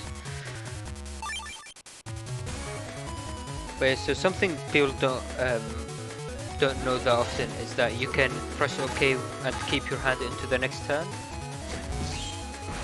Ooh, looks like Soul got caught mashing there. He's trying to get that confirmed erase man to destroy the trap, but instead...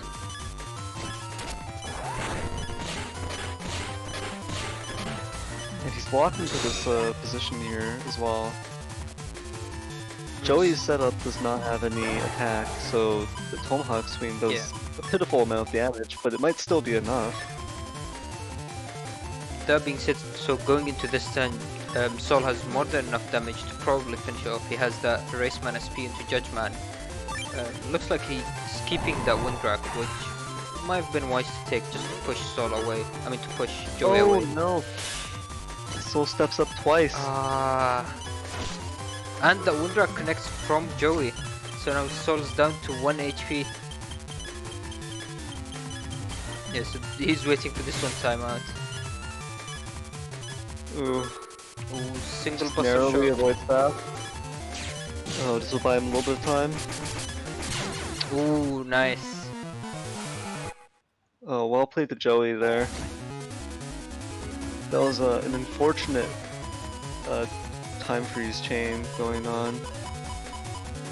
I think Soul getting caught mashing on the erase man really hurt him that previous turn. He would have had 320 extra damage from the chips alone, from the erase man destroying anti-damage, and then Element Man getting double damage on with fire on Tomahawk.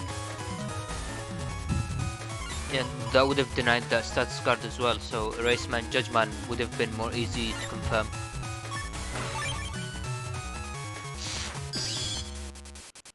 Ooh, see Joey going into Spout turn 1 again, so maybe Aqua Needle is going to come out.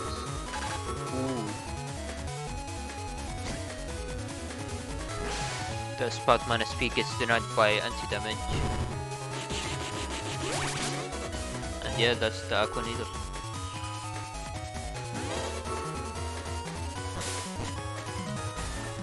I think in the build that Joe's playing, just going for the Aqua Needle on its own probably not worth it. Waiting it out with that double point and White Capsule makes it do a lot more damage.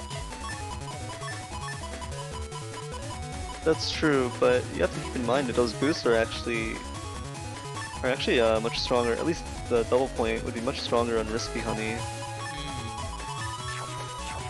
So it's a little bit awkward because you'd be forced to use both the double point and the White Capsule on the Aqua Needle. But double point at least would be much more efficient on Risky Honey in terms of the damage you gain. Yeah, that is a good point. But the White Capsule, I think, could definitely go onto the Aqua Needle. You're missing a lot of damage without that.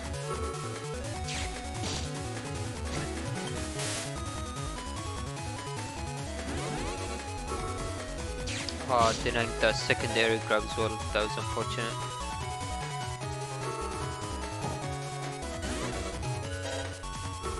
Looks like Joey has something in hand, so he's just waiting instead of charging for charge shot or at least getting some buster shots in. So yeah, looks like I had those bees. Ooh. Both bees and the Electpulse unfortunately miss. And now it looks like Soul has Bee Banish combo, but he's thinking about putting it at the back of his folder. So he's keeping double point in hand. I'm not really sure why he would throw away the rest of the combo but keep double point.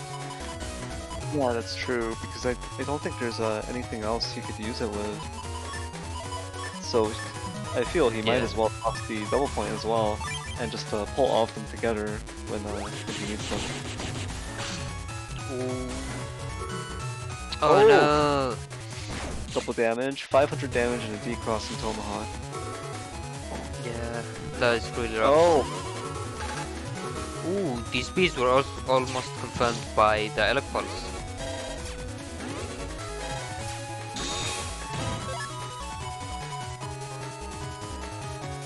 Soul has his Giga here, but not sure if he will choose to use it.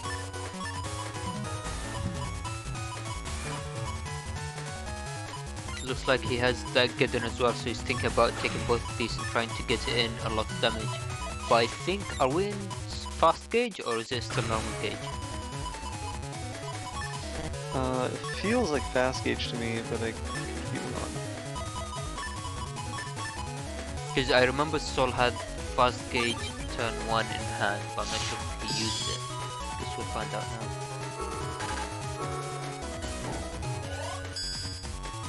Yeah, it looks like it's still normal gauge. Yeah, the difference between fast gauge and normal gauge isn't nearly as dramatic as the difference between normal gauge and slow gauge.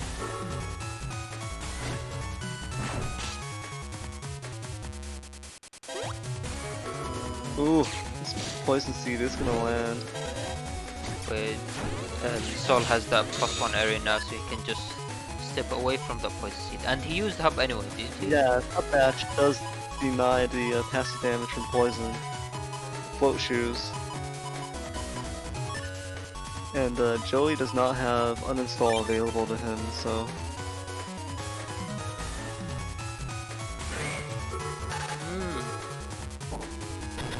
Sol there was trying to pull in Joey so he can try to get a confirmed position with start shots.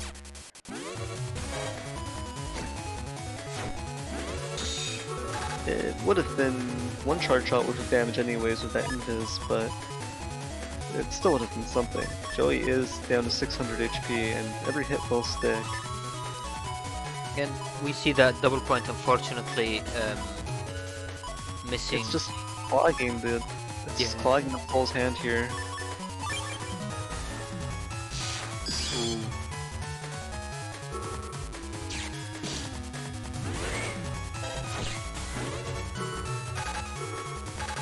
Oh, I guess that would have missed anyway. With that life for a TFC. Oh, nice. So now, yeah. So takes the double damage from anti-damage and the D-cross on his Tengu. Oh, but we see he's thinking, yeah, so he's taking that plus minus P. If that connects, that will be very painful.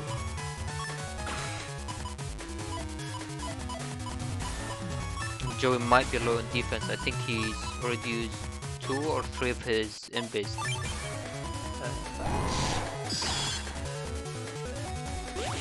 Ooh, flashball. Oh no. Oh! Ah, that's going to hurt. And unfortunately that race man misses as well. If Soul can line up this Judge Man here to end. Ooh! Oh! And that's game.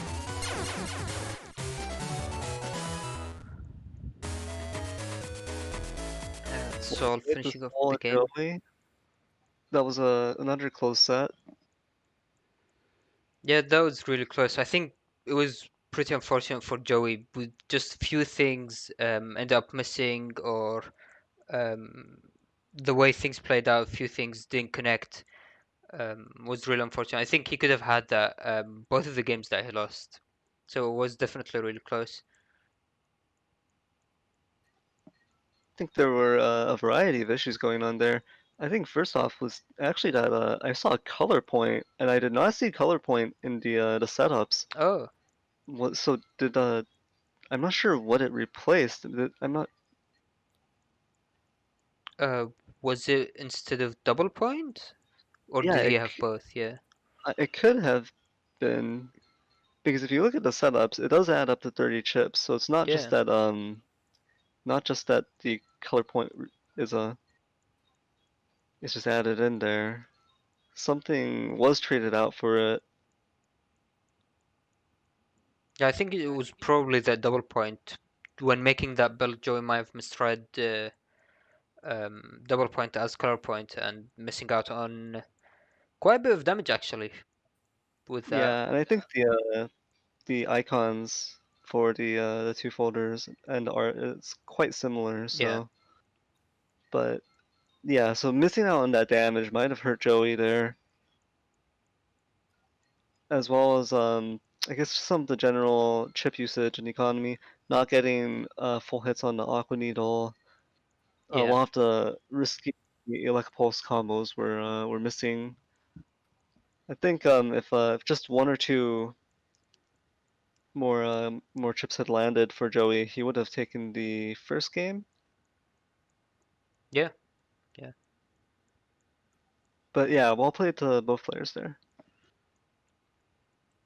All right, let's head into the next match with Meta Wolfie via Salad. So this is pretty interesting. Meta Wolfie is playing Rose's Gregar setup from 2019 cycle number 1. That was Yeah. the very first cycle. And it's a really standard Gregar cust. It has attack max, charge max, 500 HP with bug stop, and air shoes.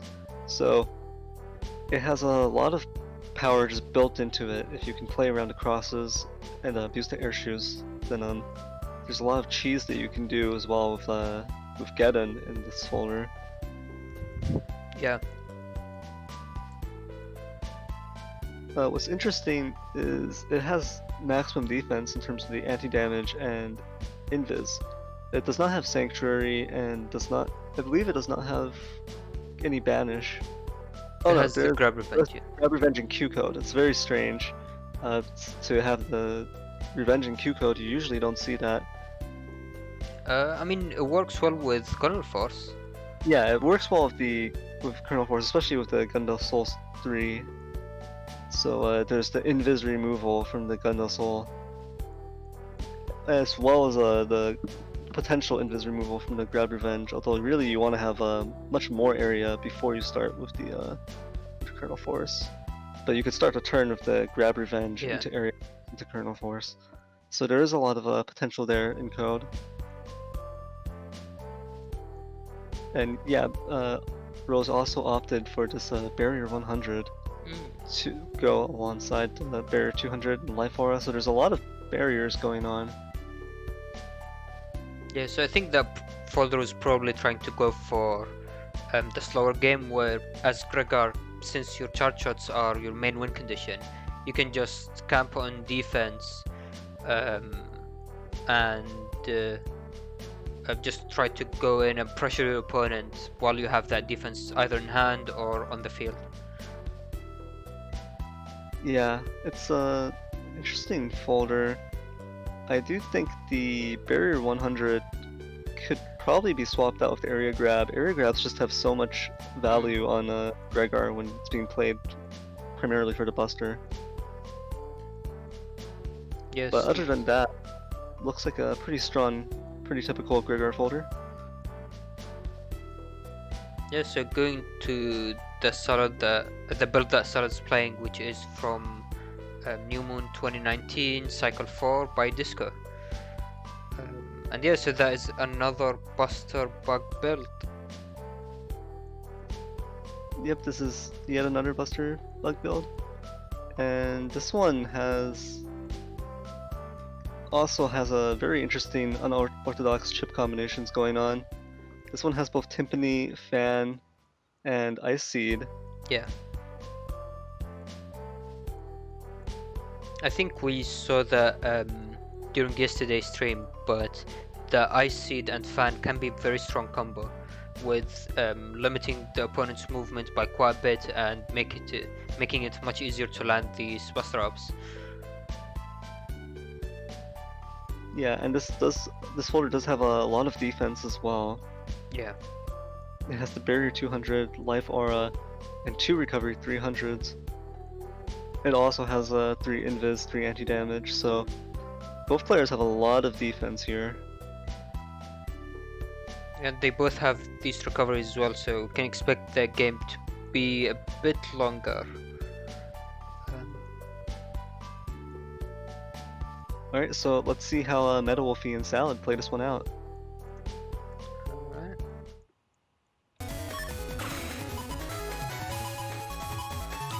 Okay, so watching from Wolfie's point of view, and we see that he already has the life aura turn 1.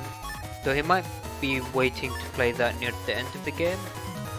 Or maybe...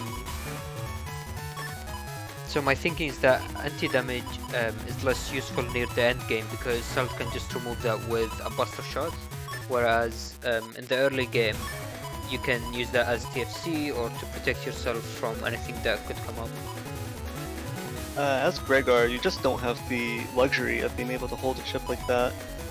So I think Wolfie will go with an early life aura. Maybe not turn 1, holding it for turn 2 would be safer, especially because there's a threat of the ice cubes being used. Ooh, Solid having that Habach turn 1, which is something that's only possible through that Chip Shuffle Navicus that she has.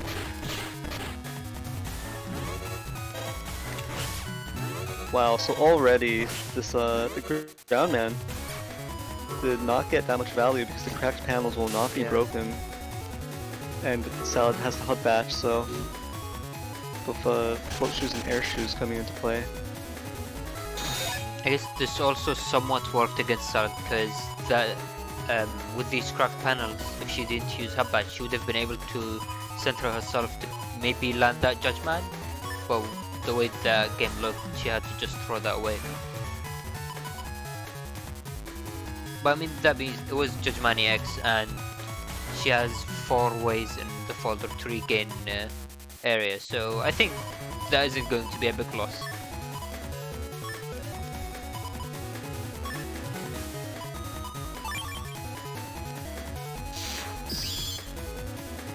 Ooh. She turned to spout, so she might have been trying to go for a D-cross. But the life aura is probably going to deny unless Salt had a wind track, which it doesn't look like it.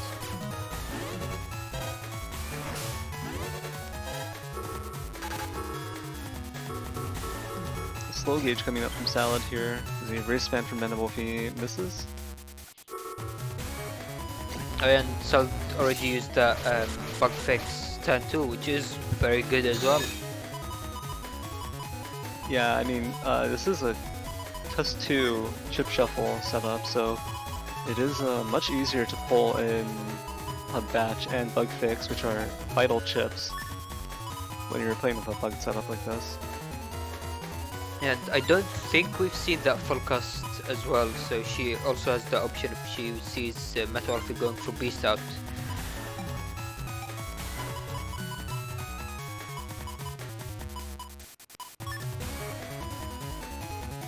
And he does have that Q force, so he's thinking about it.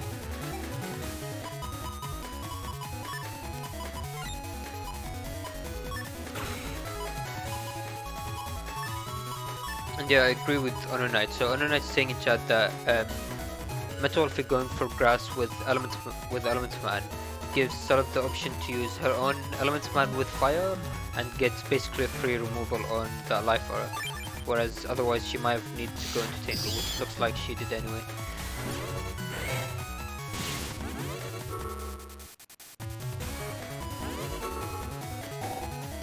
Heavily turn coming up for Salad. I think that was some anti-damage and life aura.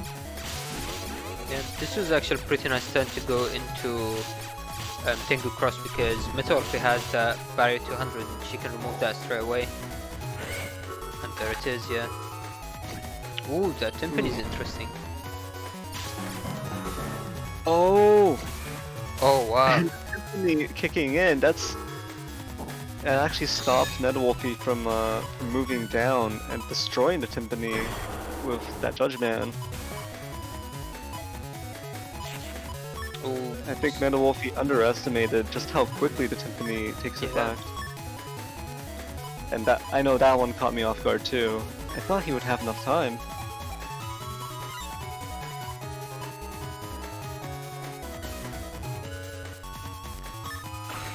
Now Metal Wolfie is thinking about maybe going into Beast out for Q Force, but he also has these 2 area grabs, so going slash cross is also tempting. And he has some defense with that barrier and recovery.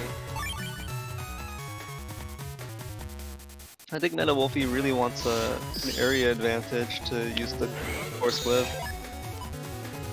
Oh, and that full cast. That was actually pretty nice for Sal because now she knows what Meta Wolfie is going for. So, and she has that cube, so she has the potential to get that 400 damage D-cross, which will also fully deny what Meta Wolfie would be going for the stand. Yeah, and Meta Wolfie locked the log chip. That was very close. Oh.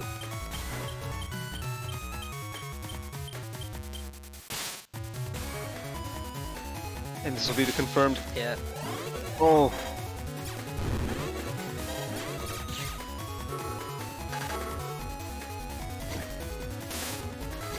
Actually, in that exchange, Meta Wolfie almost had his Windrak cancelled by Raceman. If that happened, that would have been really bad for him.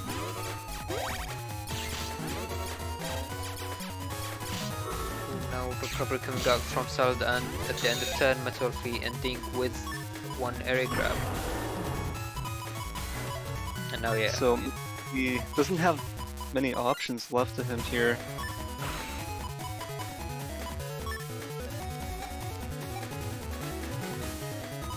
It's a very awkward position for him to be in. If he wanted to save the Q-Force, he would want a strong beast turn, but he doesn't have a cross beast combination to go into because he's in base form right now. Yeah, the play for him might be to just go into a race for this turn and just take the hits. Then next turn that will give him access to race beast, and which works by removing any traps and piercing invis with his chip charge, but also applying some pressure at least during this turn. So I think this is a good play as well. Going to beast here, he'll be able to pressure Cielael off of camping that middle with just a beast buster alone. We'll have the option of charging to get rid of charging shift to get rid of this anti-damage here. He kind of wants to clear the way for the Kernel Force. Yeah. Actually, in this exchange, would it be more efficient for Meta Wolfie to just stand in place and keep bustering? Or would Salad win the exchange? I think Meta Wolfie should have just camped the center and buster to pressure to make sure he gets the second area grab off. But in the end, it seems that it didn't really work out that well. I think a lot of the early chips were mashed through a little bit, and he ended up being forced to charge the area grab. So now he's not in an optimal position for the Kernel Force either, but he has to really use it within the next 2 turns. If he can get this area grab off, this will put him into a better position. I believe both of them have used their recoveries already, so this HP is going to be what they're going to keep going from.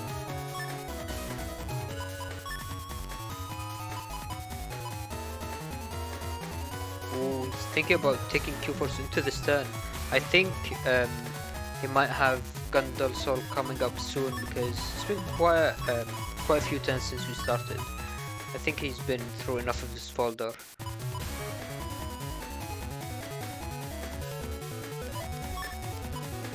Yeah, I don't think Salad still has life alright. That was already removed. And Wolfie just thinking the chip sequence through. Yeah, he wants to use the Blast Man before the Magnum if he chooses to go for a Magnum turn. Because the Magnum could potentially destroy the grass panels and deny the double damage from his own Blast Man. I think there's some value in taking. Ooh, nice.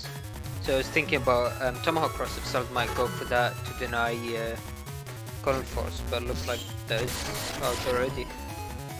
Oh, and that the Elec. It might not have that much value in terms of stopping the Kernel Force, because this is a slow gauge turn. Alice should return by the end. Ooh. Oh no. Double wrap protecting. interesting that Salad didn't chose to not TFC that power up with Magnum. Now we see that Buster Bug starting to really add up the HP difference. Ooh, and Salad stacking up on defense before the end of turn.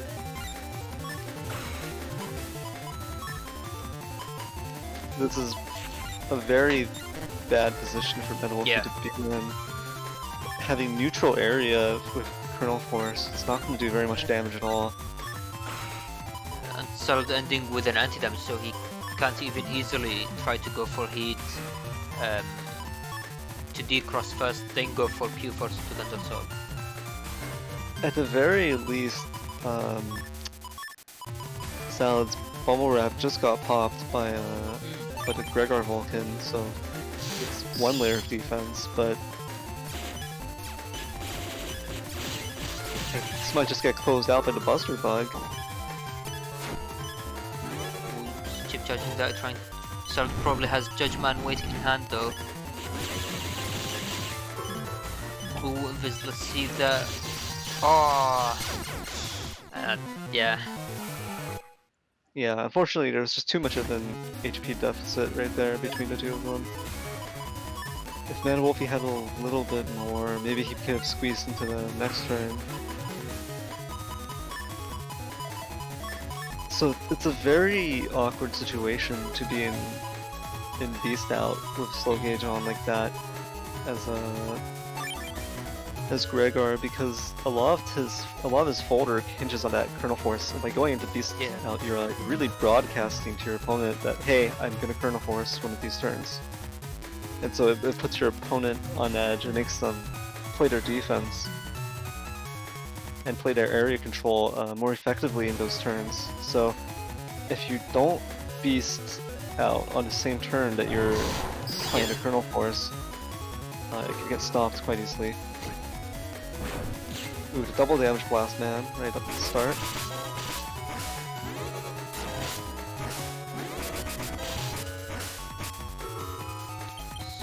Ooh, missing that Magnum, and that really hurts him because that Groundman as well. So the Groundman can't do anything either, yeah. That's really unfortunate.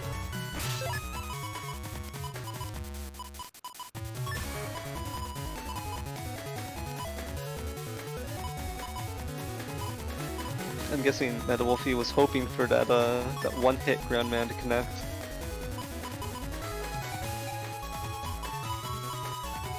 Yes, so Salad went into Beast Out very early because when she gets out her Buster Up combos or Buster Up chips, she doesn't really want to have been Beast Out because at that point Beast Out doesn't give you any advantage from the extra attack plus parts that you have. So it only goes up to attack 5 and there is no Buster Bug in Beast Out. Yeah, the Beast Out is also a good way to protect against the early get-in play. Yeah.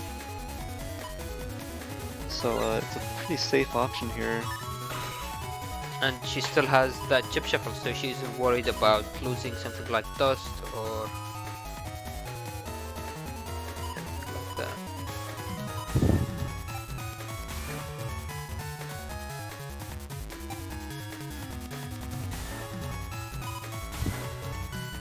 So Salad's folder has a ton of area control. It's Judgeman, Judgeman EX, and Judgeman SP, along with a Grab Revenge. So it's really unfortunate for Meta Wolfie, seeing as how a lot of Meta Wolfie's damage is going to have to come from the Kernel Force, and then just the Buster plays.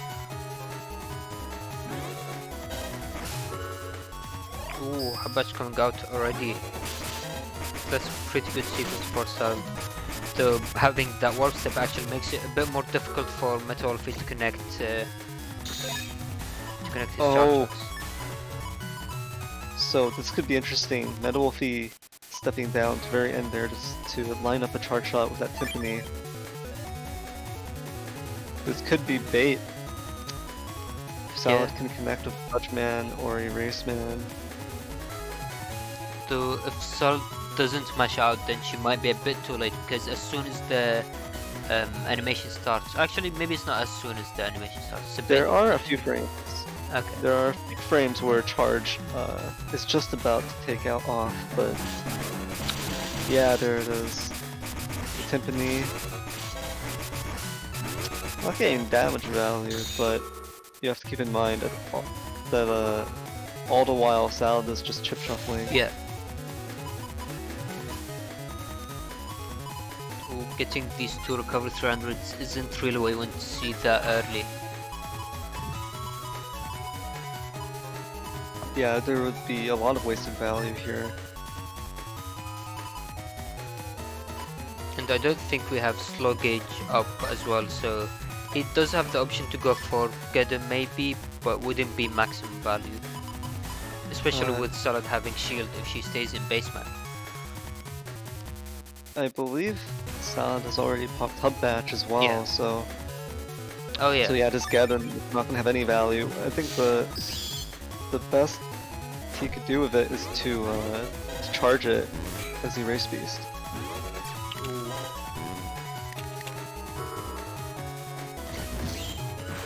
Okay, so just went for the confirmed fire.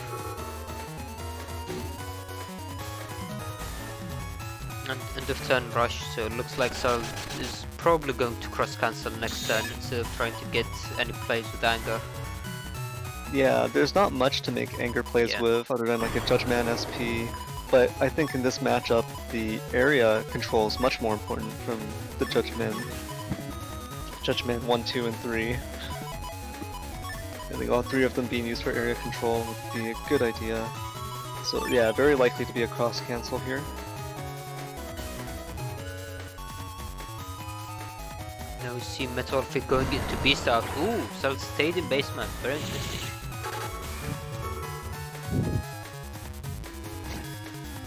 Actually, was that 2x? I don't think it was.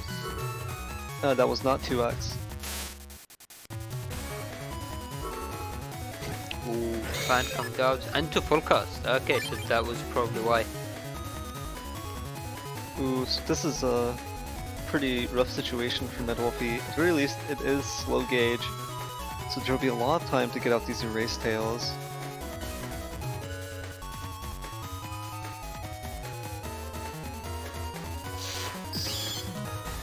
Ooh, Tomahawk coming out from Salad. She still has that warp step, so that I think makes it a bit more likely to avoid race beast charges. Oh, nice. Oh! That was a very nice protection of the anti-damage there with that invis. Yeah. And now there's this life aura. And now, unfortunately, Metalfic doesn't have the Q-Force in hand, so he isn't really going to be able to go for that. There is still the possibility of a Beast over Q-Force, but...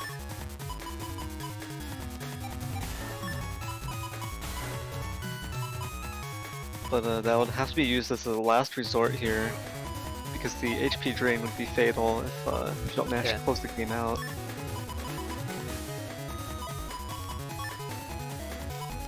Starting with Windrak might be risky if Metalfic matches it, because Salad has Warp Step, so she can use that to avoid Beast Jump. So Metalfic will have to be very careful on when he wants to use that. Just trying to think that through. I think maybe going with Eraseman and Heat Cross might be the play, because the Eraseman is going to deal with the anti-damage if he's able to connect that. And then chip charging his other chips to try to get in some extra damage. Because now he's going to have to throw away one chip into the anti-damage.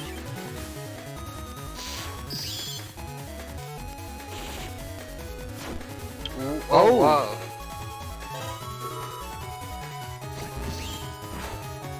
Ooh, losing some of the charge time there. And the grab event will unfortunately deny all of the charges that Metalfic could have had, and that was last Beast out turn, so that's another cross lost as well.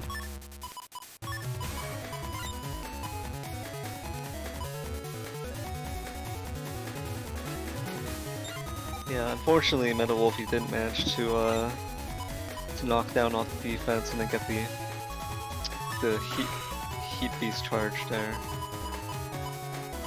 It would have been a lot of damage, and there's that single grass panel as well.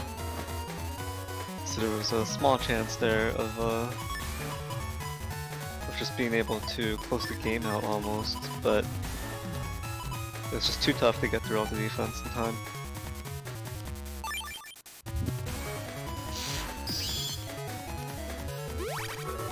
Ooh, and now Cielael has her own recoveries coming out, or at least one of them. Oh, that's the other one.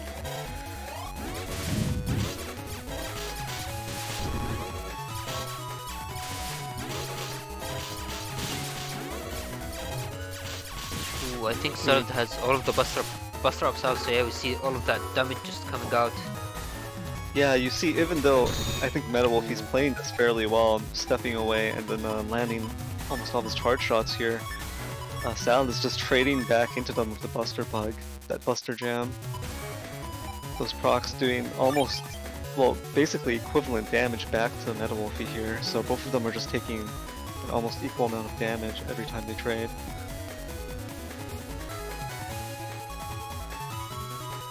And this is not a situation you want to be in as Meta Wolfie because of the fact that you're down 500 HP. Or really 600 at this point. Here come the recoveries. This will even it up, make this trading a bit more preferable for Meta Wolfie.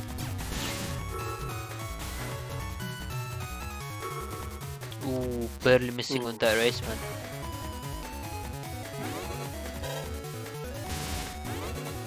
She might have a judgment. Yeah, there it is.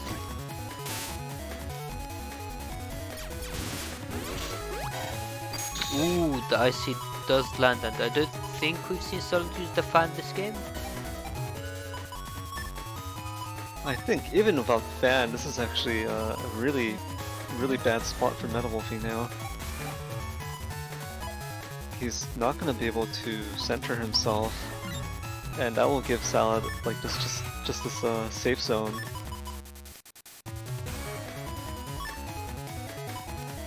And he actually doesn't really want to be on the front panels because buster shots have travel time, so they actually take time from when they're fired to when they land. So being closer to the opponent makes it more likely to be hit by them. Oh, and he goes into SoulXCross, which is a very interesting choice.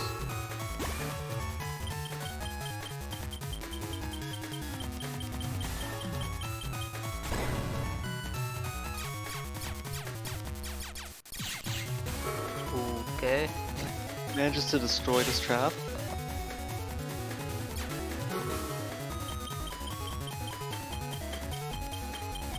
If Cielael didn't have air shoes, then these magnums would have been really good at trapping her and confirming all of these charge shots.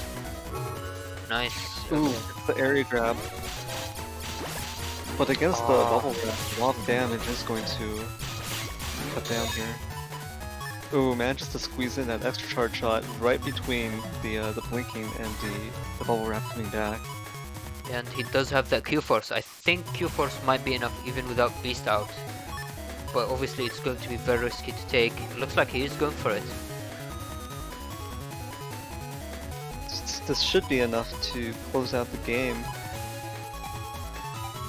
And with all these turns being slow gauge, it would be very easy for him to bait out any remaining defense if Cielael didn't have any before using the Q-Force. Cielael is going to be pressured into using the defense just to stay alive against SoulXCross here.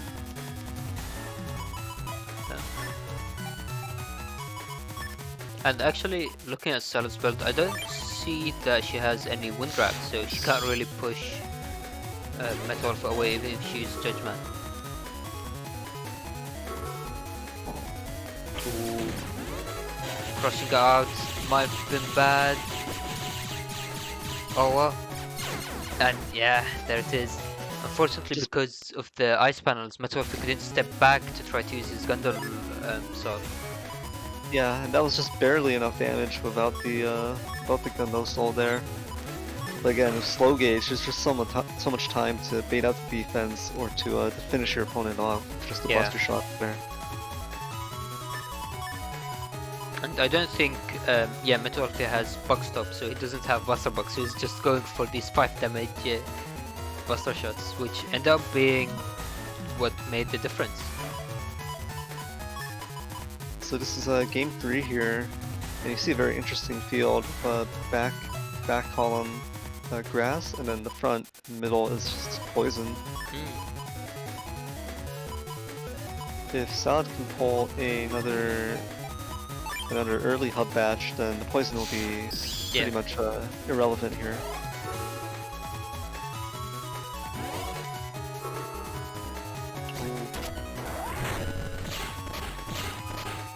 The turn 1 ground man connects from Meta Wolfie. This is actually interesting because it gives Salad some freedom in her movement. She can use these broken panels to control her movement a bit better, and it looks like, I'm not sure what was happening there, but Meta Wolfie chose to not go for any charge shots. Yeah, that was a little bit strange, but because with the air shoes, charge cross can travel across the broken panels and still hit your opponent. But Meta Wolfie opting to play a little bit safer here, not stepping forward onto the poison panels, not risking getting hit by anything, I suppose.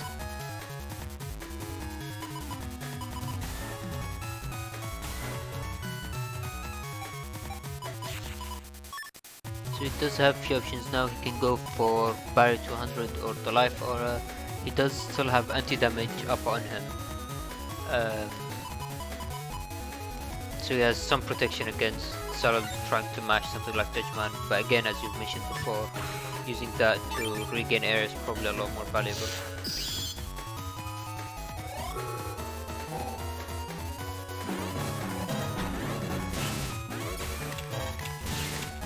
Oh yeah, the effect from Timpani is stopped by barriers, which is why barriers and stats guard, I believe. Ooh, this charge shot's just about to come out. It's versus a bubble ramp here. So I'm not sure if Salad has enough time to step up and avoid it. This does give Meta Wolfie kind of a decision to make here. If he wants to cross cancel into something else, he will miss this opportunity to get a double damage and to destroy this bubble wrap. So he chooses not to cross cancel it.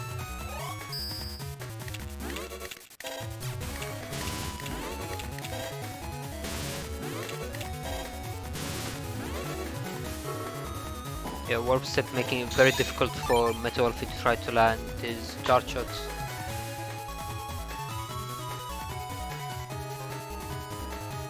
And Meta Wolfie going again with that Life Aura in hand. Life Aura is too valuable to just throw away. Ooh.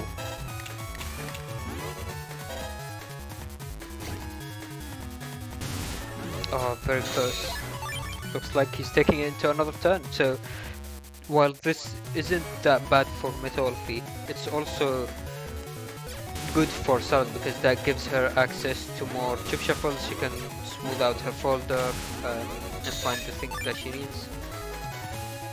Yes, both players kind of just taking these turns quite slowly.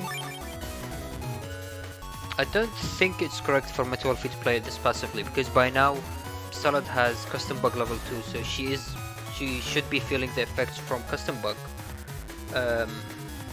So I think trying to play it more greedy and just using the Life Aura, there's the bug fix. I think Meta Wolfie was feeling quite confident. SoulXCross is a very strong cross in terms of the frame data on his charge shot, its damage, just its overall effectiveness when you can actually protect it. And there's no threat to it, so... But yeah, I think it might have been played a little bit too passively there. Does have these area grabs, so going into slash cross might be very tempting, especially with that wind drag, which is going to push Salad to the back panels and remove that barrier to 100.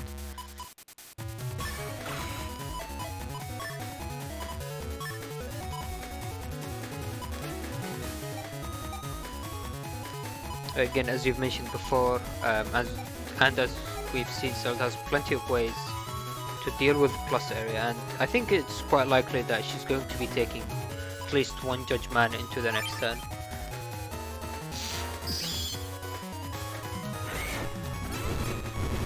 Ooh.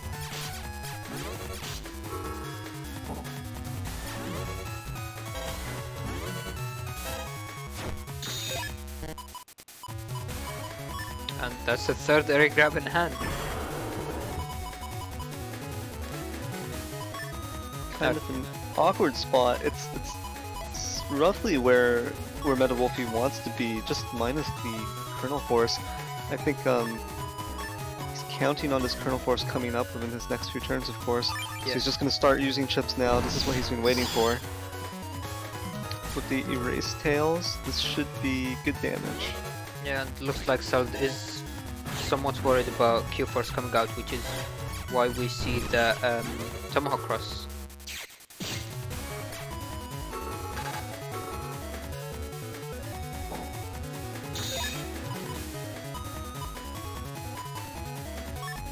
Ooh, and it still hasn't come out.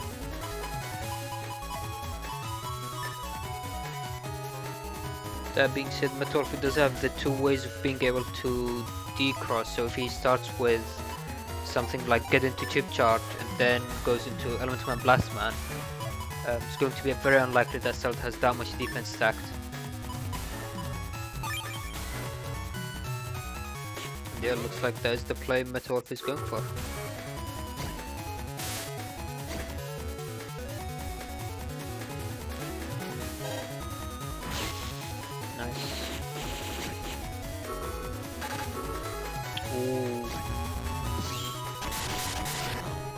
I think he's going to play it safe and just go for fire, yeah. The way greedier play would be to use grass into fire to get the extra damage. Yeah, so recovery 300 is coming out from Salad's end. And now Meta Wolfie is in a pretty decent position for the Kernel Force, other than the fact that Element Man Eli destroyed the back panels. He's seen quite a bit of damage from that. Yeah, so Salad is keeping in mind the fact that Kernel Force is very likely to come out. Actually, I think it's very likely that Salad has the life aura coming up. I don't think we've seen that from Salad already, so I think this Q Force might end up fully missing because the Erasement is going to give Salad a chance to use the SDFC.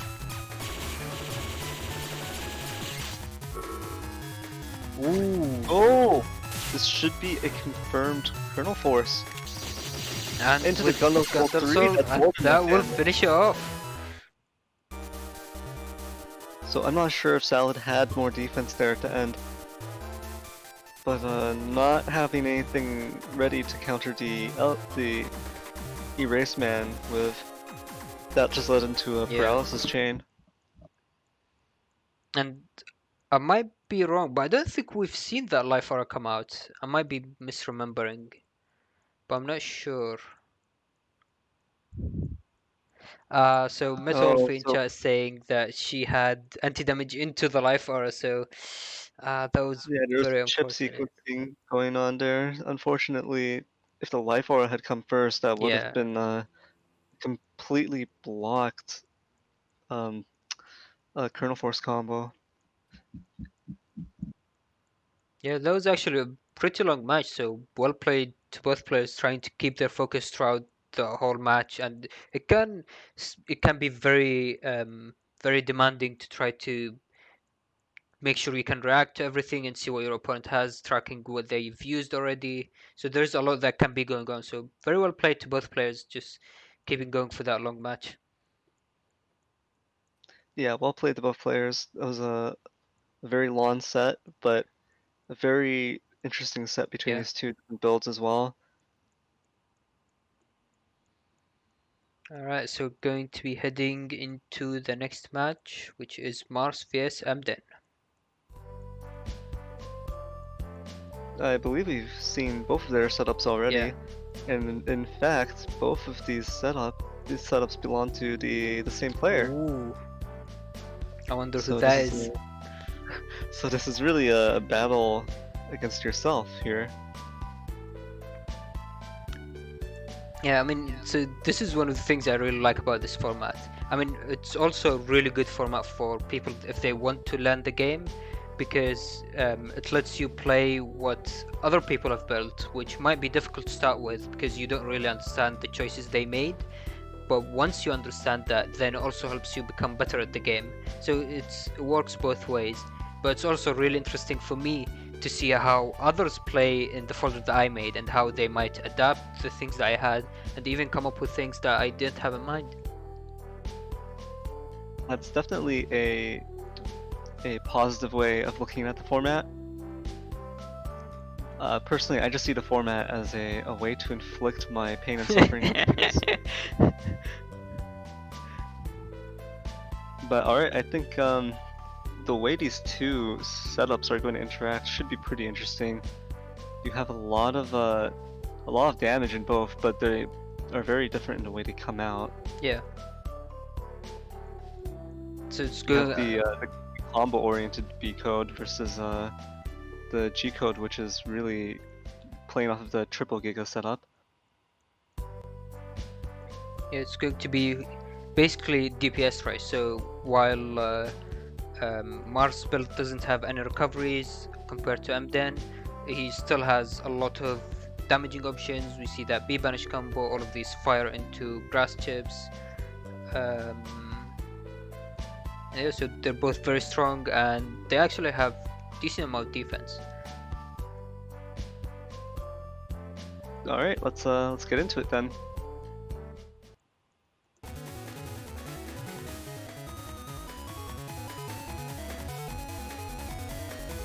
Yeah, so one thing to point out about the build that Mden is playing is that it can actually be very RNG heavy because you only have custom 5.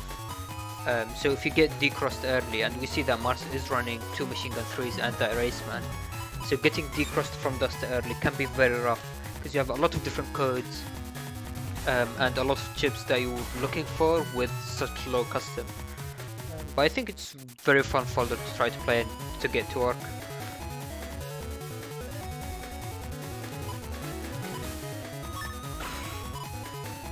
Okay, so you see Mars starting there, he has that B-Banish in hand, but he's going into SoulXCross to start with, so that might be to remove that first barrier. So you can see there are different approaches to this matchup here. Mars opting to go into the Spoutman to get some value of the Bubble Star.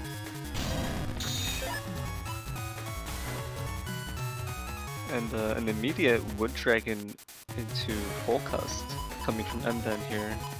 Gonna get some of that trash chute value here.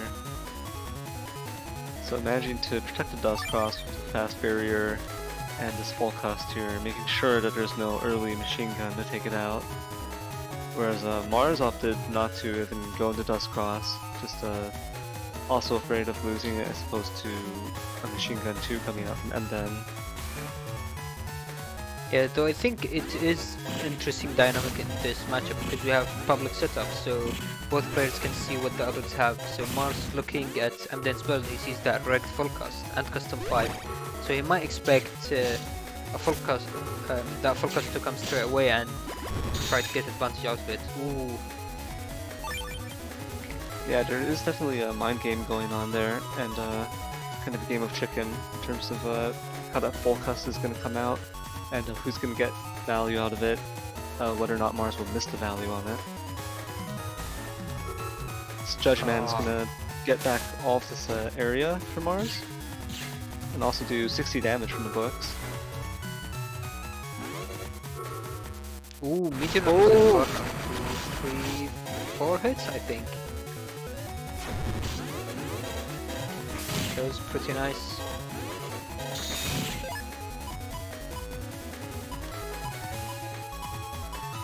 And also breaks balance.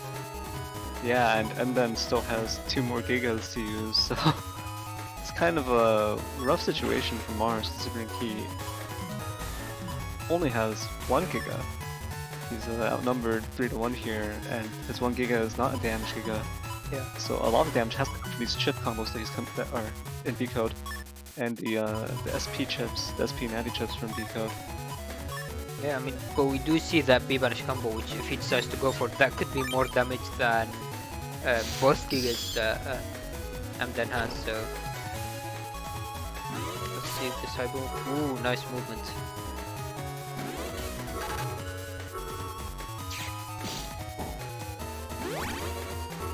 So Amden layering his defense here.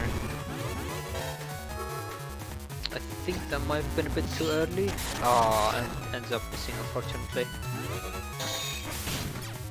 I think that game might have been played with a bit of lag. Yeah, unfortunate on Mars's part right there, because what he really wants to do is get element grass and then use the blast man SP or fire hit 3s to get double damage. As it is now, and then has 1 safe panel to stand on. Ooh.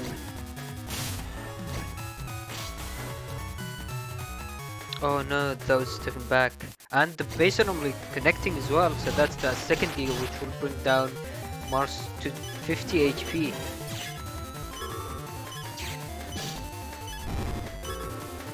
This is looking very rough for Mars. Mars is going to need to do a very big play just to come back from all of that damage.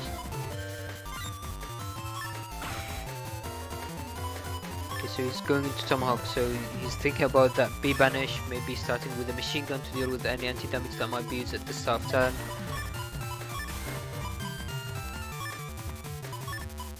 Yeah, it's such an awkward position because you might need that invis just to stay alive. Yeah. But it'd also be preferable to be able to get multi-hits out of this B banish combo.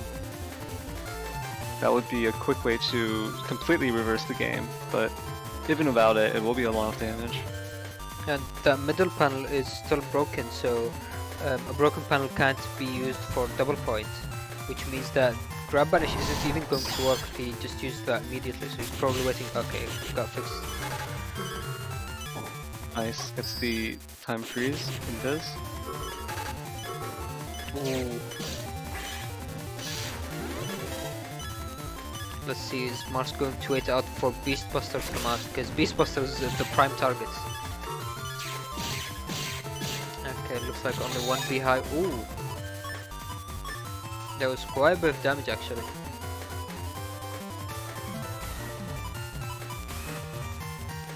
I believe that was 700 damage from the bees.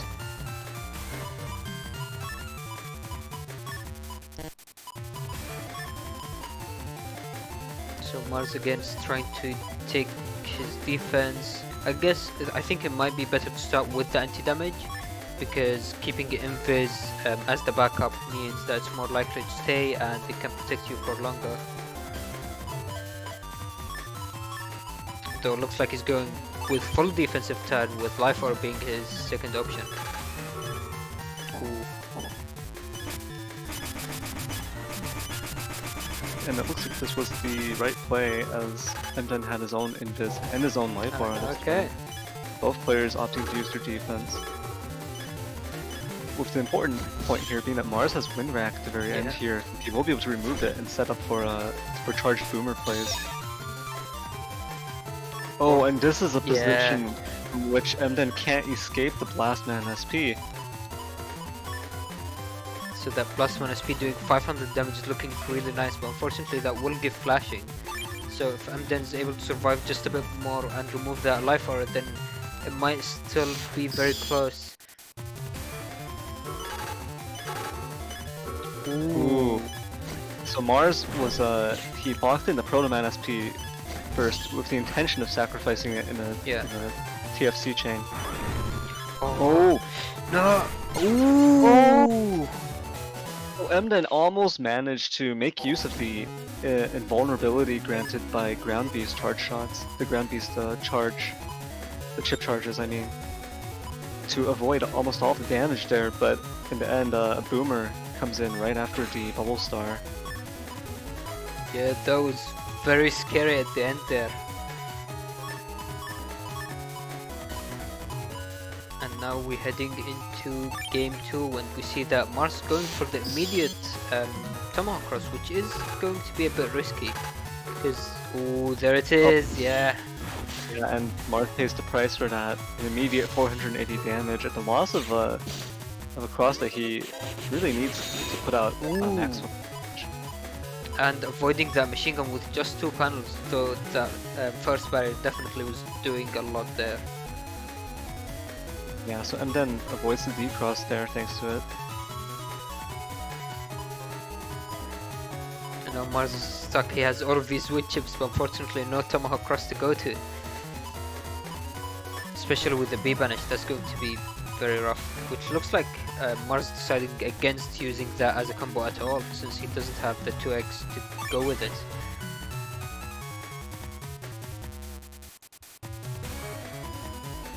Yeah, definitely pretty painful losing the Tomahawk.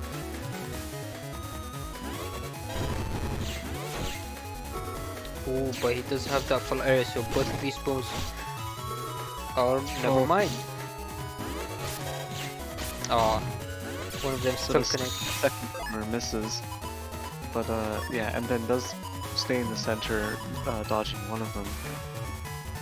But And Mars now- still has more than Yeah. to close this out, even without Tomahawk.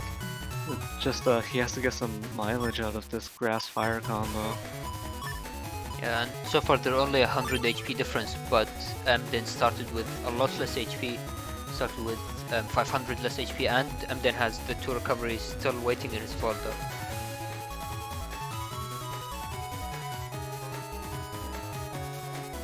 Mars gonna have to squeeze a lot of value out of his remaining chips here. Yeah, he is staying as baseman, so there is always the option to try to get some free counters if he can manage that. Oh, the fire hit some grass. Oh, and this bubble is going to connect as well.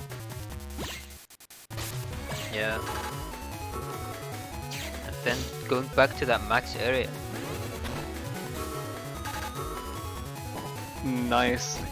Dodging this Groundman SP using the invis. And it also doesn't break, doesn't crack any of the vital panels here. Ooh. Let's see, that's no race man. But he does have that Blastman SP, so Blastman SP might facilitate ending the game, this game as well.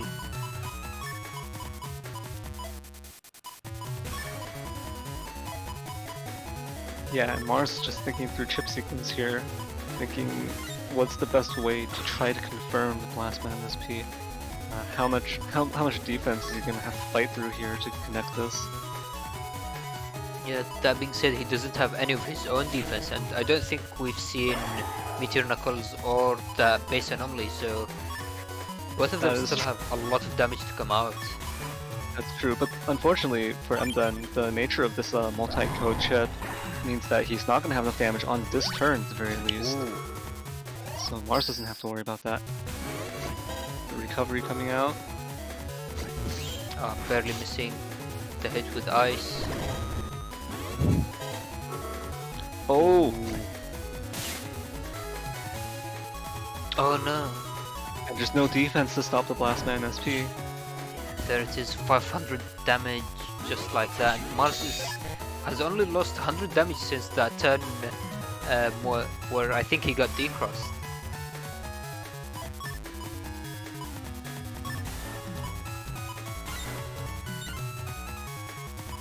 So Mars actually managed to get very much ahead, even with Emden using his recoveries. Yeah, and even after losing Tomahawk early as well, there's just so much damage still in the less fire combos and the Blastman SP doing so much damage. So Emden here, if he doesn't have the defense to stall out this turn, he's just gonna face a death by Thouser Feathers. Though I don't think Mars has used Habatch already, so these feathers are going to be dealing 1 damage each, but they have more than enough time to bring Emden down to 1 HP and finishing off.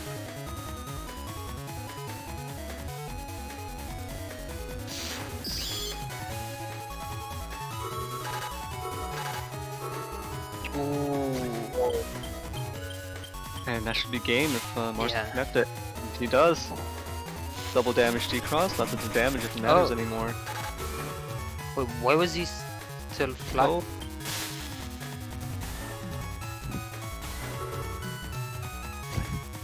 Okay, Judgment's coming out. Emden's still at 1 HP. As soon as that paralysis ends, Mars is going to fire 1 buster shot to finish off. 1, 2, 3, 4, 5 hits. 5 hits from the meteor knuckle there. Ooh. Mars going for that greedy play at the very end, trying to use his chip charge. But fortunately, that was very close to getting punished. Mars going down to 90 HP at the very last turn. That was like a kind of a halfway play between very greedy and very, very, very greedy. He refused to step back 1 more panel to get the full T-shape area. Yeah. Because if he stepped back that 1 panel and lost the area, then he wouldn't have been able to guarantee Falzar Feathers connecting either. But yeah, that was very close. 1 HP, 90 HP. Yeah, well played, Very- Tendon. And yeah, well played to both players here. I think it was interesting seeing that at the very end where the Erase Man was used as TFC, so the Invis applying after the Erase Man was a bit unusual to see. And ended up saving Emden. I thought the meteor knuckles there, they did a lot of work, Yeah. especially the amount of area that they were used on. I believe that was quite a bit above average in that situation, having 5 knuckles land with 6 panels to land on. Yeah, I think the average with that might have been 3 or 2 hits, so getting 6 is very lucky. But yeah, well played to both sides, and now we're going to be heading into our second to last match, which is going to be Meta Wolfie vs playerzero. So we've seen Meta Wolfie's setup already. It's Rose's setup from the very first cycle. The very standard Gregar setup, Yeah. mainly focused on kernel force, a lot of defense layering, and then area control and utility, as well as the buster-oriented Navicust with air shoes as well. And then on player zero side, you see the setup from Try from 2020 cycle number 3. This is it has base anomaly. It's a Falzar setup with, interestingly enough, it has custom 2 and attack max. So this is a folder that trades off a bit. It kind of trades off I believe the beat and custom 2 in exchange for a custom 1, a little bit more HP and attack max. So this does have, with max attack stats, it is a very interesting setup to be playing. Yeah, Because so a lot of the Falzar beast charges are extremely powerful with the chip charges. So the amount of damage you can put out with those alone is actually not to be underestimated. yeah, to me it feels like files are really, especially if you're going for bust attack max build, you really need all of these area grabs, because Tomahawk and Tengu, which are the more consistent damaging crosses, they really need area grabs, especially when playing against something like Meta Wolfie, who has 4 area grabs and the usual judge and grab revenge. So, and I believe my build only has 1 way of regaining area in Judge Man. So I think that matchup's going to be quite a bit rough in trying to make sure that I don't end up with too much minus area, because as we've seen before, Meta Wolfie really likes that Q force into Gundel Soul combo, so that can be very painful. Yeah, this is definitely a rough matchup to play because as you said, the lack of area grabs. You have 2 area grabs in your folder. You don't have as much area control as Wolfie does with an attack oriented Falzar setup. So you aren't going to have that much freedom to play with the Tomahawk and Tengu locks. But a bigger issue is just that with the lack of the area grabs, that also removes some of your options for beast chip charging, because your remaining chips like Golem Hit 3, Risky Honey 2, Dull Thunder 3, Bubble Star 2, none of those can be chip charged as beast. So all of those, especially the Golem hits in particular are unreliable. They do help you with a threatening slash. Basically, Meta Wolfie is going to have to be careful if he wants to try to make a slash area play. But other than that, if he plays towards his other crosses, like an erase in particular, then it's going to be very, very difficult for you, I think. Alright, yeah, let's head into the match then, see how it turns out.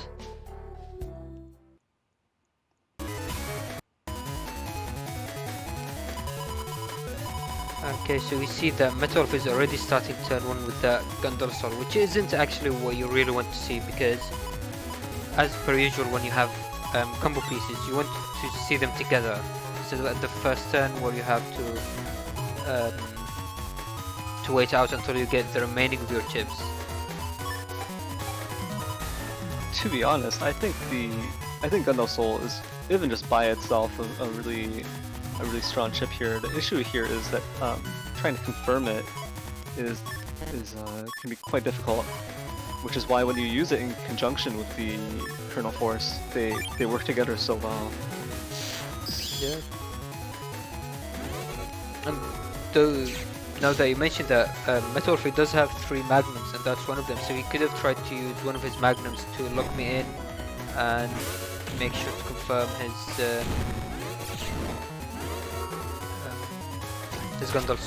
his Gundal Soul through that. That's true, but that would give you time to react to it, because yeah, they are code, so he would have to wait for the next turn, he would have to combo it.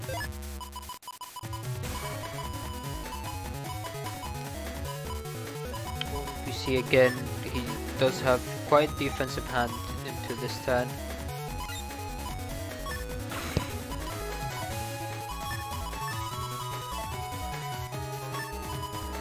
See if he chooses to go into charge here. Might be trying to get some value out of the Cust Plus.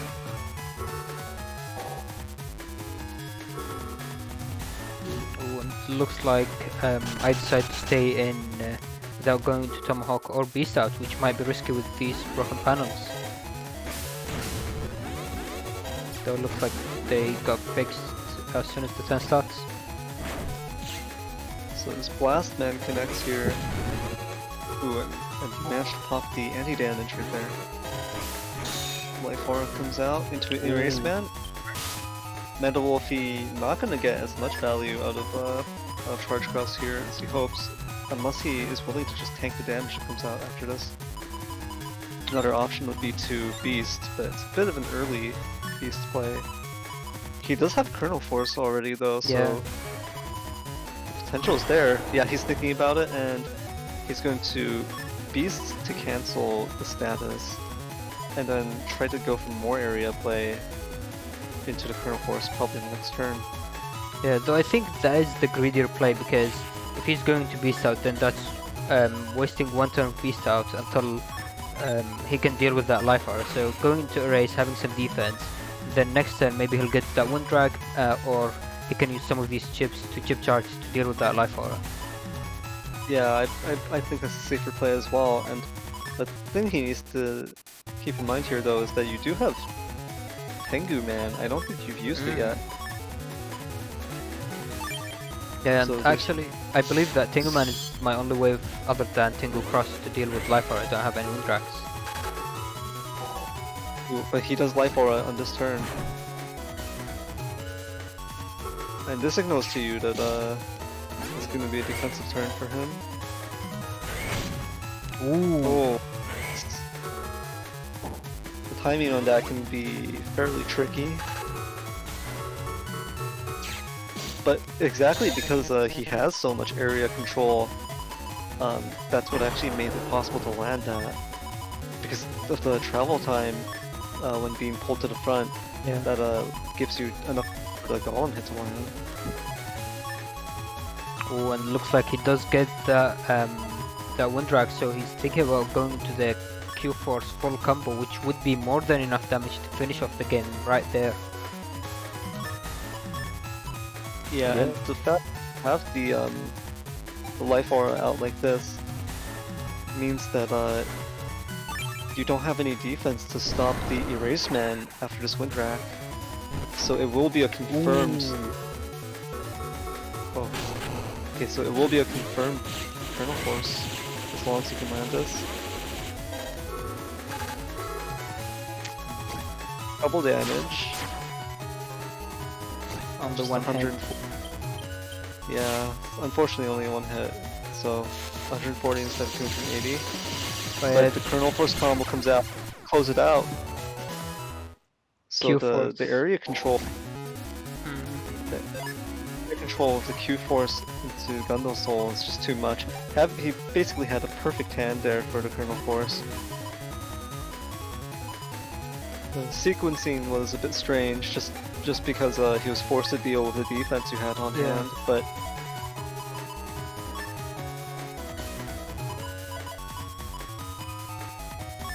so he does have these magnums turn one.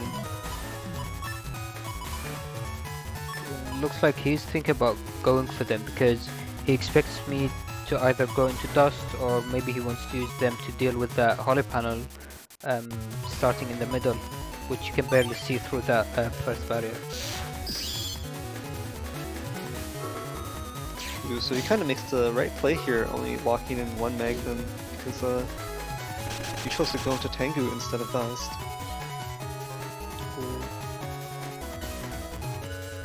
Game freezing for a bit. See if he still manages to connect that magnum. Ah.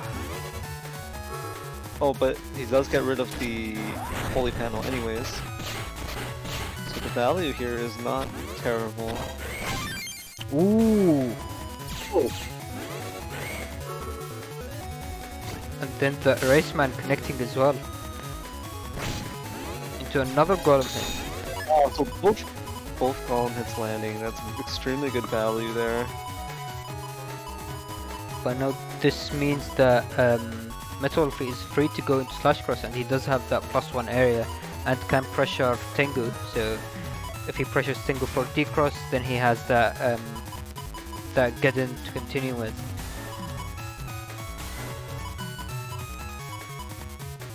Looks like he's thinking through his options here. Yeah, so slash is very tempting. The only danger here would be if you were to predict this and go into dust or, you know, mainly just dust. Ground cross is a bit too slow to deal with.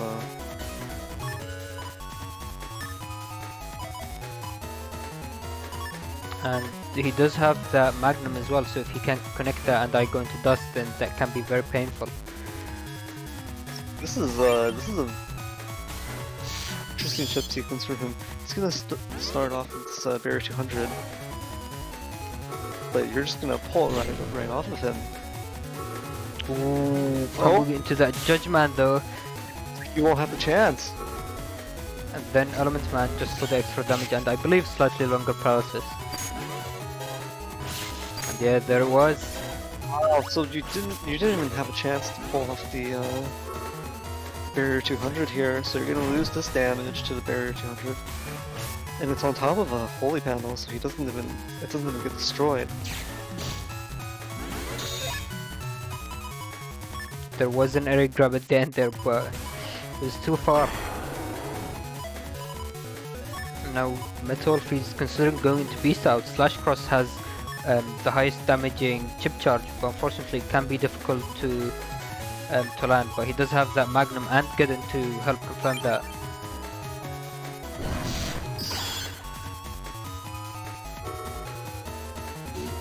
So he burns the Synthesis on Rush, but he's going to be able to get rid of Anti-dam. Oh no, there's an invis Priest counter here. Ooh, the grass seed allowing the movement by fixing these panels.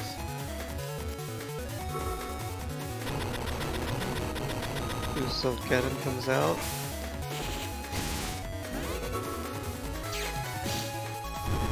Speedle being used too early. Maybe it was to try to get a preemptive counter hit on Beast Jump.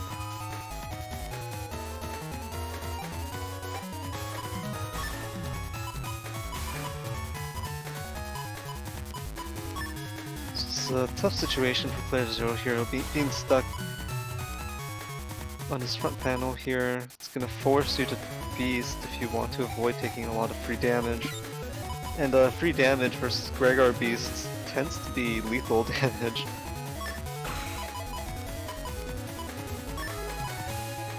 And if I want to regain free movement, my only option is to go into Beast Out, but that will mean that Dust Cross is staying and a potential 400 damage chip charge that is basically impossible to avoid.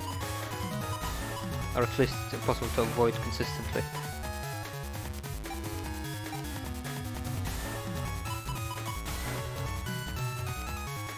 Meta Wolfie thinking through his chip usage here. Does he want to use additional chips and have a higher chance of drawing out the kernel force, or? Ooh, and he does use that invis in the position where Tengu Man would completely miss. Ooh. Oh. Thankfully that was during his invis, otherwise... Ooh. Oh, so he has the opportunity here to cross-cancel out of it. In fact, he might want to do that. Yeah, the Super Vulcan was unfortunate. Ended up basically doing no damage, but at least dealing with anti-damage is still some value. So there's the potential here to cross-cancel and then buffer a movement down. But yeah, unfortunately, if it's on the very frame that one of the shots is about to land on, then he won't even be able to buffer his movement out. Actually, would you be able to tell that from the machine gun, the Super Vulcan animation? I'm actually not sure. You might be able to, but I kind of doubt it. I doubt that you would be able to 100% confirm it based on the frame.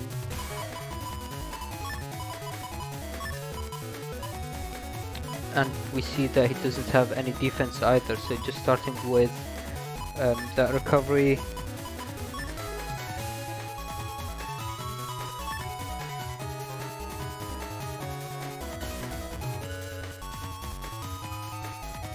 Starting to go into Heat Beast, and Heat Beast with this area is actually going to be going to have confirmed chip charges.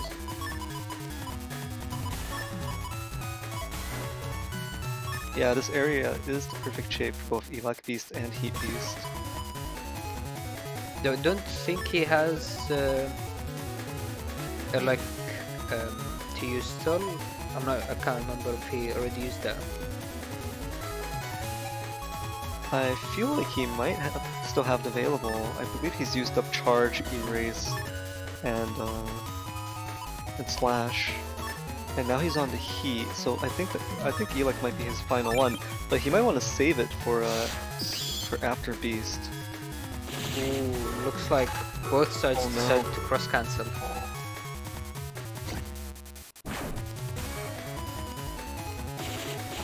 So the TFC chain there.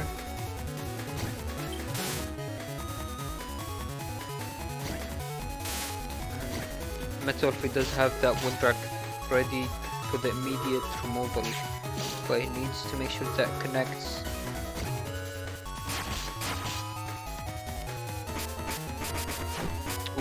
Oh wow! It looks like it's a chip charge that Gandalf sword because it has no way of doing basically any damage.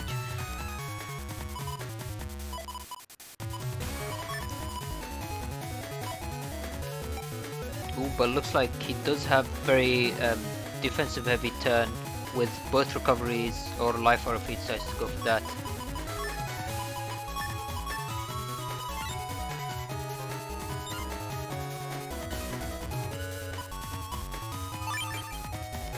opting to hold on to the JoeyKobalt there.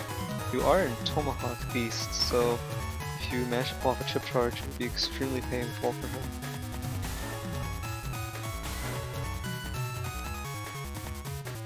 Well, obviously Tomahawk is one of the easier ones to avoid if you know it's coming.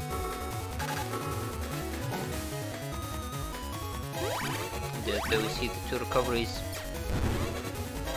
Oh, nice, and that charge shot dealing with anti-damage. Oh yeah, there's the risky honey coming out.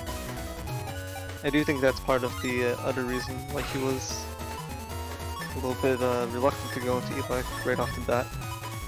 Because if he did land a risky honey and he lost it, he'd be stuck in base form for the rest of the game. Whereas JoeyKobalt is extremely powerful.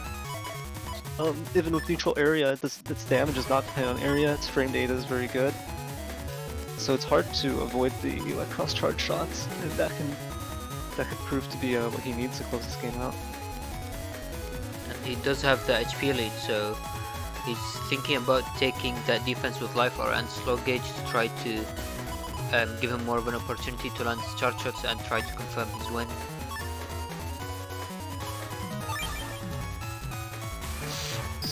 Oh no! So maybe you weren't keeping track of his cross usage, because getting caught in spout here. There it is. And it should only be 2 more charge shots to get you down to 1. Yep, there it is. 1 more. Okay, nice. You do have this invis at the end of the turn to buy you some more time, but this is still definitely a bad situation for you. Especially under slow gauge, there's no way this invis will last you until your next turn. So if you have no way of killing him on this turn effectively, then this could be end. And I don't think there's much that can deal that much damage in the folder. I think we've already seen that plus 30 Super Vulcan being used as well. Oh wow! And yeah, that was the game. That cheeky wind rack right as you pop up. And I think at that point I had no way of dealing with life aura either, so because the folder only has Tengu Man and Tengu Cross, and unfortunately Tengu Cross was used early in the game. Yeah, not having any wind racks is a bit rough. Well, we'll play to both players there. Meta Wolfie, that I do think Meta Wolfie is the best Gregar player we have. Ooh. So yeah, I do want to make that claim. I feel like personally when I'm playing against him, I also it's really hard for me to get inside his head and to figure out what his next move is, because a lot of the time he's just he's 1 step ahead. Yeah, that was really well played. Yeah, so well played to both players there. And I think we're finally moving on to our final set of the day. Yeah, so oops, that was the wrong one. 1 second. So we're going to be heading into the final match, which is Shadow vs Neryth. Okay, so this is the match people have been waiting for. Yeah, so we've seen this extremely powerful setup from Shadow in that other set. You see, this synergy is just insane. You see this extremely cohesive, extremely coherent setup here. Yeah, so about that, I mean, as we're going to head into the final match, then I think this is going to be a good point to discuss both folders and how they'll end up playing. Yeah, so Shadow with the attack 15, attack 15 chip shuffle build here with best pulse, uninstall L. Yeah, just extremely potent. I would be surprised to see anyone able to stand up to this folder. Yeah, just absolutely insane in my opinion. Okay, so now we can start stating the facts. So looking at Shadow's build, or more accurately to say, the build that Shadow had to play from Neryth, he has the 3. So we've already seen Destroy Pulse, but he also has the recoveries and these buster ups. But unfortunately, there isn't enough defense. There isn't enough ways to proceed through the turn. So something like full cost would have been really good. Or just even having more synergy with the chip folder, so using 2 machine guns G instead of machine gun stars with the uninstalled G. I think we've already seen that in the previous match with Shadow, but that was pretty much enough to bring to make the difference between losing and winning a game. Yeah, I mean, you can see that there's no standard defense here, so there's no invis, there's no anti-damage, and this does leave Shadow extremely vulnerable. I'm not sure what he was thinking as he built this. But having anti-navi and anti-recovery, anti-recovery is a chip that I think has potentially a lot of value, because you have to think of it in terms of the most common recovery chip used is obviously Recovery 300. So you're not only doing 300 damage to them, you're blocking the 300 recovery. So it's actually a 600 damage. It's effectively 600 damage if you look at the value on it. So being able to use that and have your opponent play Recovery 300s into it is potentially a way to even the match out a bit. Yeah, but that being said, so they both were playing with public setups, and especially Neryth, knowing the build he was playing against, because it was his, and seeing that. There's no way that this Neryth guy would fall into using a Recovery 300 into anti-recovery, especially when there's only 2 traps, right? 2 types of traps, anti-navi, anti-recovery. So Neryth will definitely not play a Recovery 300 anti-recovery. There's just absolutely no chance of that happening. So Shadow, unfortunately, is one of these traps just useless. And so we'll see whether or not Shadow can dominate Neryth with this extremely powerful build, or will Neryth pull through. So both players, they do have Dest Pulse, so we'll also see this Dest Pulse competition going on. With Daze Folder, I kind of don't like that it has 2 Pulse 3s and only 1 Pulse 1, because the Pulse 3 has, in my opinion, much less value than the Pulse 1. Yeah. So it does slightly more damage, but it just does not have nearly as much utility or value in setting up combos or anything. There's the 1 Sandworm 3, which is also very strange to me, but I tried to use it to the best of my ability. And of course there's a single Bubble Star 3, which is worth mentioning, and I heard from Cielael that the purpose was that Day was I think he wanted to set up a double damage Dest Pulse using Bubble Star 3 at end of turn, and kind of just hoping his opponent does not cross cancel it. So we'll see how that works out. So Shadow has to contend with this uninstall L with no L code chips. Yeah. Only able to pop it with Machine Gun 1 or Windrack. And you'll see as well there's also Clunk going on the other side, but not nearly as much. So we'll see how this match turns out. All right, well, let's head into the match then.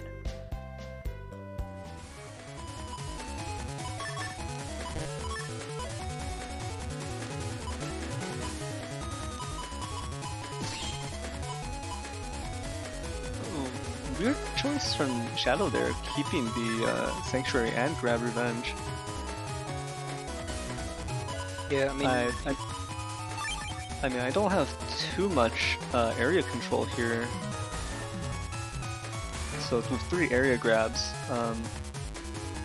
I suppose, and playing Bowser as well, the area control is not critical, I would think, in this matchup.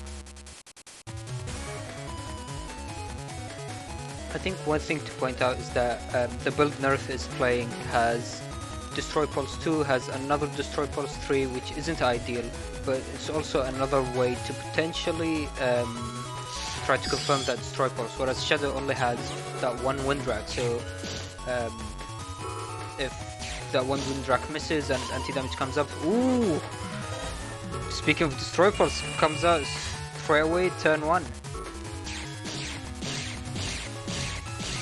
Ooh, so what's interesting here is that, yeah, he gets hit by the Destroy Pulse, but at the same time, his chip, it's as if he knew what was going to happen that next turn, holding on to that Sanctuary and Grab Revenge through the chip shuffle and then locking both of them. So he gets the back row Sanctuary here, there's no risk of it being stolen, and on top of it he gets the full Grab Revenge, which I believe is 240 damage. So if you look at the damage exchange there, it's actually not terrible, 240 versus 400. Now Shadow does have the anger, but I don't think he has outside of Destroy Pulse, and maybe if he actually does have Blast Man SP and Ground Man SP, so there is some potential for that anger, but I don't think it's going to last that long for that much value to be used from it. Yeah, especially considering that this is going to be a normal gauge turn. Neither player has fast gauge. Ooh, but the Ground Man SP, it sneaks through there that it's either anti-damage or element trap. And now we'll never know.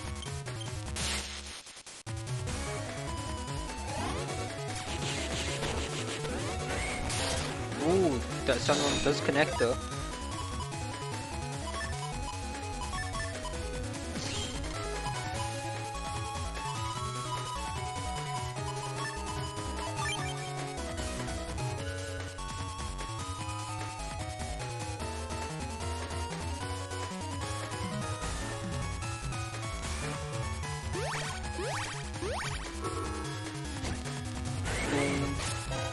That does connect and into the element sword.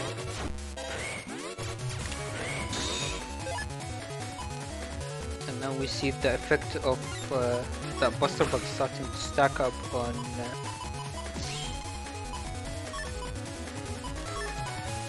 Shadow.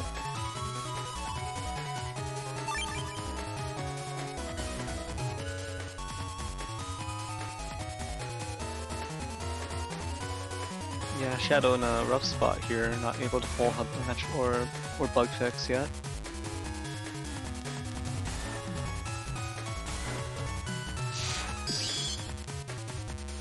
Ooh, the Blast Man SP is going to connect, deal 2x damage, bringing Shadow down to 181 HP.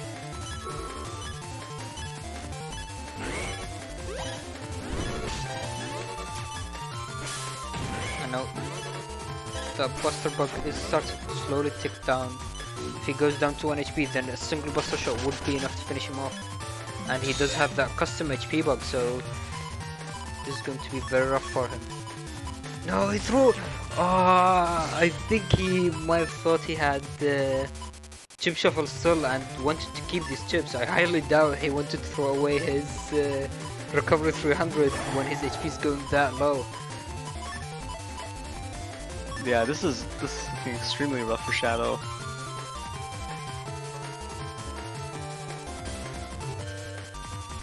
17 HP. I mean, I think it's really unfortunate that he opted not to put any invis into this fold. Now just waiting it out. Neryth has more than enough HP, and yeah, that's that Meteor Knuckles finishing off that game.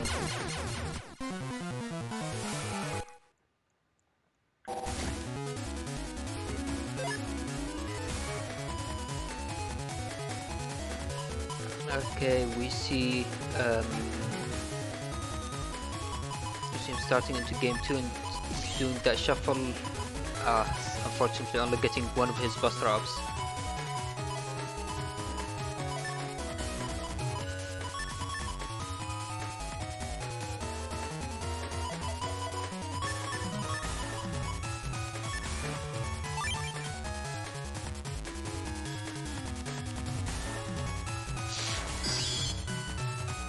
see Neryth going into Tengu very early, so that might be one way to try to confirm destroy balls, but there is also the fanfare, which is actually an interesting placement. If Neryth was able to wait that a bit more, then he might have been able to put that in the middle where it would have been very hard for Shadow to deal with.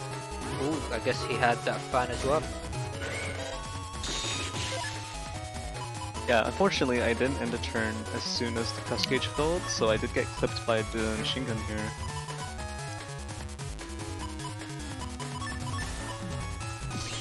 Okay, it looks like Shadow is still holding onto the uninstall and he wants to go with that machine gun next turn, especially seeing that you don't have Hub Badge, so you don't have any way of gaining back air shoes, for example. Ooh, but then Meteor Knuckles on 3 area connecting, doing a lot of damage and trapping Shadow in place. So yeah, now can easily confirm charge shots, even though I think you still have attack 1. Yeah, unfortunately there is no attack in this Navi Coast, so not doing as much damage as you could. Okay, now Shadow deciding to go into the stun with the 2 recoveries and going into Tengu Cross to allow him to move more freely. Ooh, and I guess this... Oh no! That was really unfortunate. Ooh, though the Element Sword does miss because of the broken panels getting fixed at the last second.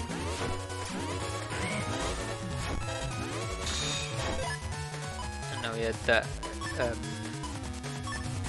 that custom bug is really starting to tick down. Shadow's going to be forced to take a lot, basically all of his hand every turn if he wants to have a good chance to find his bug fix. Chip Shuffle is actually working against him because if he had used Dust from the beginning, then that would have allowed him to put the chips into the back of his folder, which makes it more likely to land into the chips that he wants instead of just randomly hoping he rolls that. Oh, he didn't back B the fan, so that just got destroyed by getting timed out.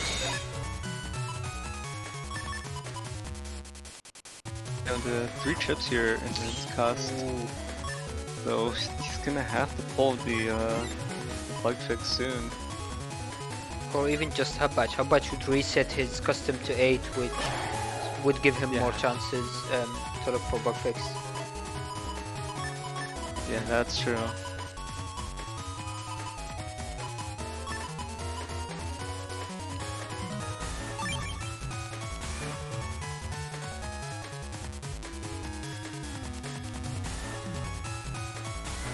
We see Neryth going to ground cross, which is still going to be very difficult, but these 2 boomers still connecting. Ooh, Jetman SP does miss though. And now Neryth knows that this isn't... Wait! Oh, using that recovery!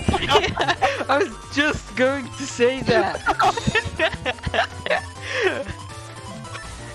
So as we can see here, Shadow completely outplayed me there. That anti-recovery was impossible to predict. And I just fell right into that trap. And now Neryth going into Spout Cross, so he might have that Bubble Star 3 to try to deal with that life aura. And looks like he had chip charging that. Ooh, nice movement from Shadow, being able to avoid that and keeping his life aura up. And he finally finds bug fix in hand. I'm actually not sure if he wanted to throw that away or keep that at this point, because he might be looking for destroy balls, which if he does connect that on Spout Cross, that will be a lot of damage. I think this actually might have been intentional because it's his last beast out turn coming up. Yeah, that's true. And he's getting low enough on chips that the bug fix will show up again soon.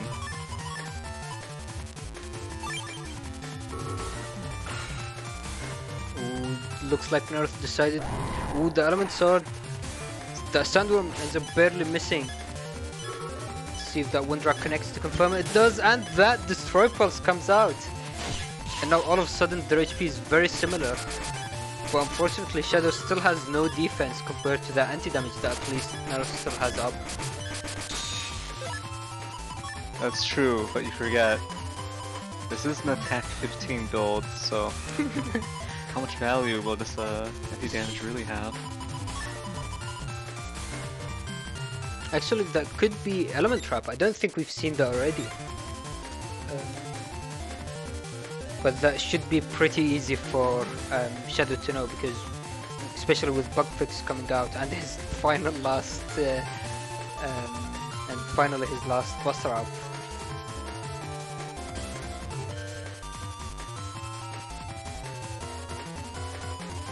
So Neryth, I think, still has the option to go for Destroy Pulse. Ooh, just this one coming out, and oh no, the Beast Jump missing, and Anti-Navi in Spout. That's still not enough. Yeah, that's still 1 HP. Just single Buster shot. Neryth. Why is there no Buster? And that finishes off the game. Well, I think Shadow. What was happening that match? Shadow, he just came up with such a powerful setup that, you know, I couldn't finish it off.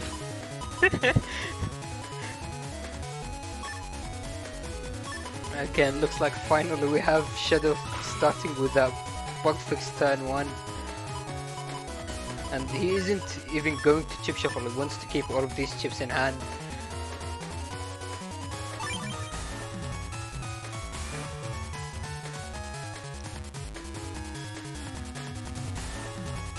No, they are starting with Cube Field, so it's likely that both of them are going into Dust Cross, yeah. Oh, but Neryth managed to take the cubes first. Let's see if he lands any of them before getting decrossed. Ooh, looks like that didn't happen. But Spoutman does come out, and that will freeze, even though that Sanctuary is going to come up.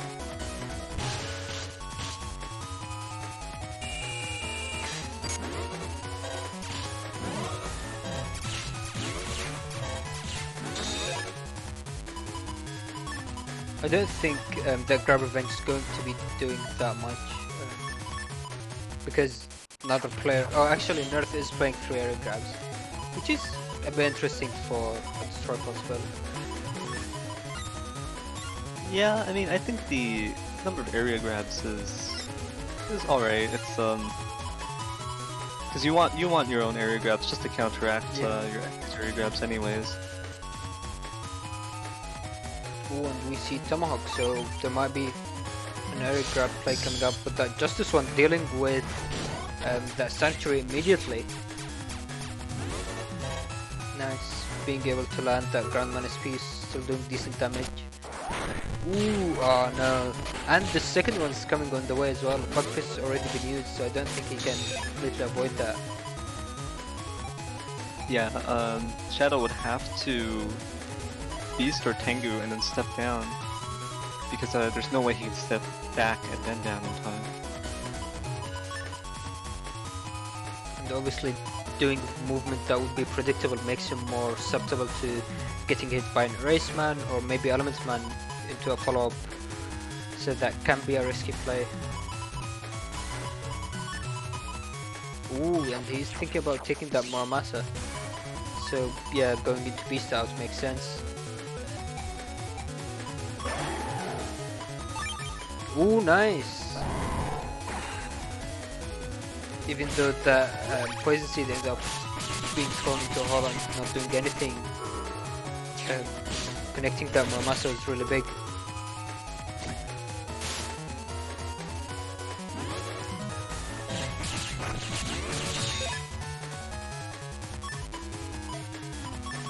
So yeah, you see this HP deficit, but it's going to be closed back up by this recovery 300.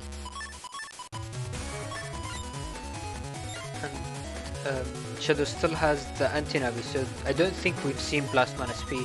If the Anti-Navi manages to take that, then that will be very big.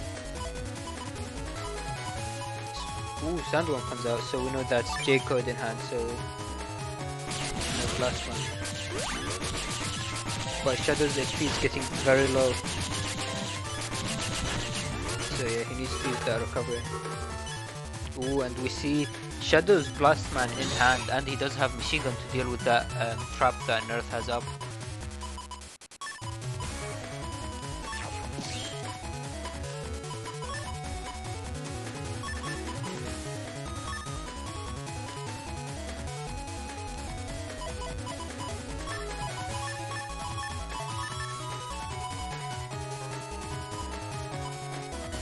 I don't think at this point Neryth knows which trap that is, but it should be very easy to check just by using something like Element Man or even Erase Man. Ooh, fans coming out. Unfortunately, that caused that miss. That was very bad. And now that Blast Man isn't going to do much. Yeah, it was an anti-damage. There was a chance it had been anti-element.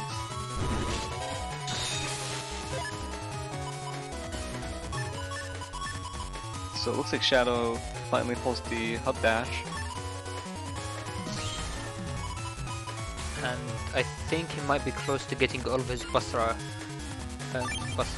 Ooh, the Elec Pulse 2 comes out, so we might have Destroy Pulse. Ooh, nice! Using that shield at the perfect time to block that Destroy Pulse.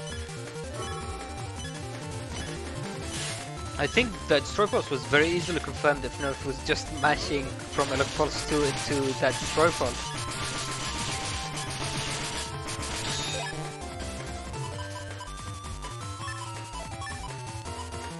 And now Shadow has that second recovery coming up.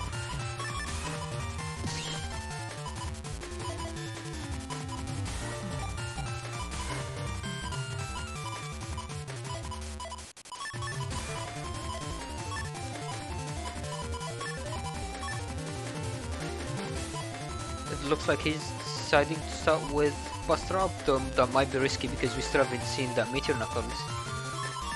And then Air Grab. Ooh, anti-Navi. Okay, the Elements Man, so that is going to go for the D-Cross. That might have been the ice to try to set up something. Ooh, yeah, that was the Erase Man. And that Fanfare, that's going to be annoying to deal with. Actually, few Buster Shots. Ooh, but Meteor Knuckles, and that was during invulnerability. Let's see how many hits. 1, 2... 2 hits. Okay, so I think that's about average.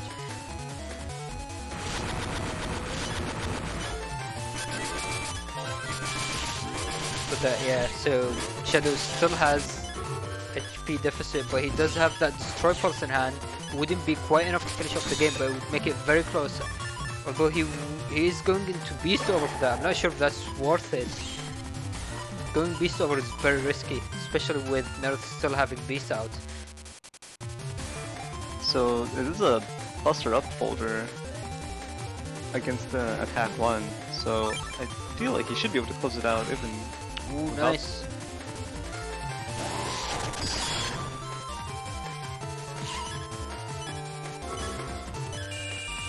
Yeah, Neryth very nicely avoiding, and the Blast Man does that will miss into Beast Over, unfortunately. And one final area grab. Ooh. Actually, that Life Aura, that might be... I'm not sure if Neryth still has any way to deal with the Life Aura, because Fan's already been used and so has Tengu Cross. Oh no, that Bubble Star! Oh, misses that charge shot! No, that happens again! And now that Grab Revenge, that was the second anti-damage. That will be more than enough to finish off that game. Though Beast Over does come out, let's see if Windrak comes. No, Windrak looks like Beast Over just isn't going to do anything.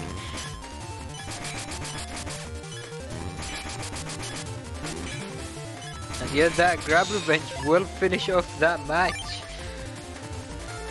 Ooh, what a match that was. Neryth missing out on both both games where he had that confirmed hit, but just for some reason didn't go for that game finish. I don't know what to tell you. I think that was an unavoidable loss just because that build, the build I was facing was a little bit too strong. You know, I'd like to see Shadow try to make some improvements to it, if even at all possible, with how completely overpowering and you know just I think anyone would struggle against this build. I think even Symes playing like Hub BT, I think that it's just no match for Shadow's folder here. Yeah, I mean that folder was so good that end up overflowing and unfortunately going back to being the worst build. Um, but yeah, that was quite the match to finish off with. But yeah, that was that was a really close match, even with how odd, let's say, it turned out to be. But yeah, so that is going to mark the end of the stream. Just before we end the stream, just going to briefly mention that the sign-ups for next week, which is going to be normal BN, um, is going to last until um,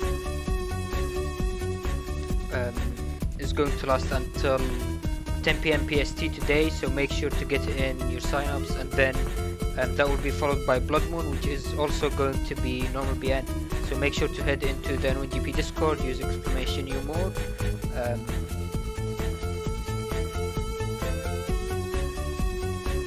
And yeah, so that marks the end of the stream. Thank you everyone for watching. Thank you Neryth for joining me on commentary, and for Eurasia that joined earlier. Yeah, thanks to everyone, all the viewers and all the players. I hope to see you guys next week. And yeah, I think that's it. Yeah, and obviously a huge shout out to Salad for again organizing New Moon and working on the stream layouts. And yeah, thank you everyone for watching. Hope to see you next week. Goodbye.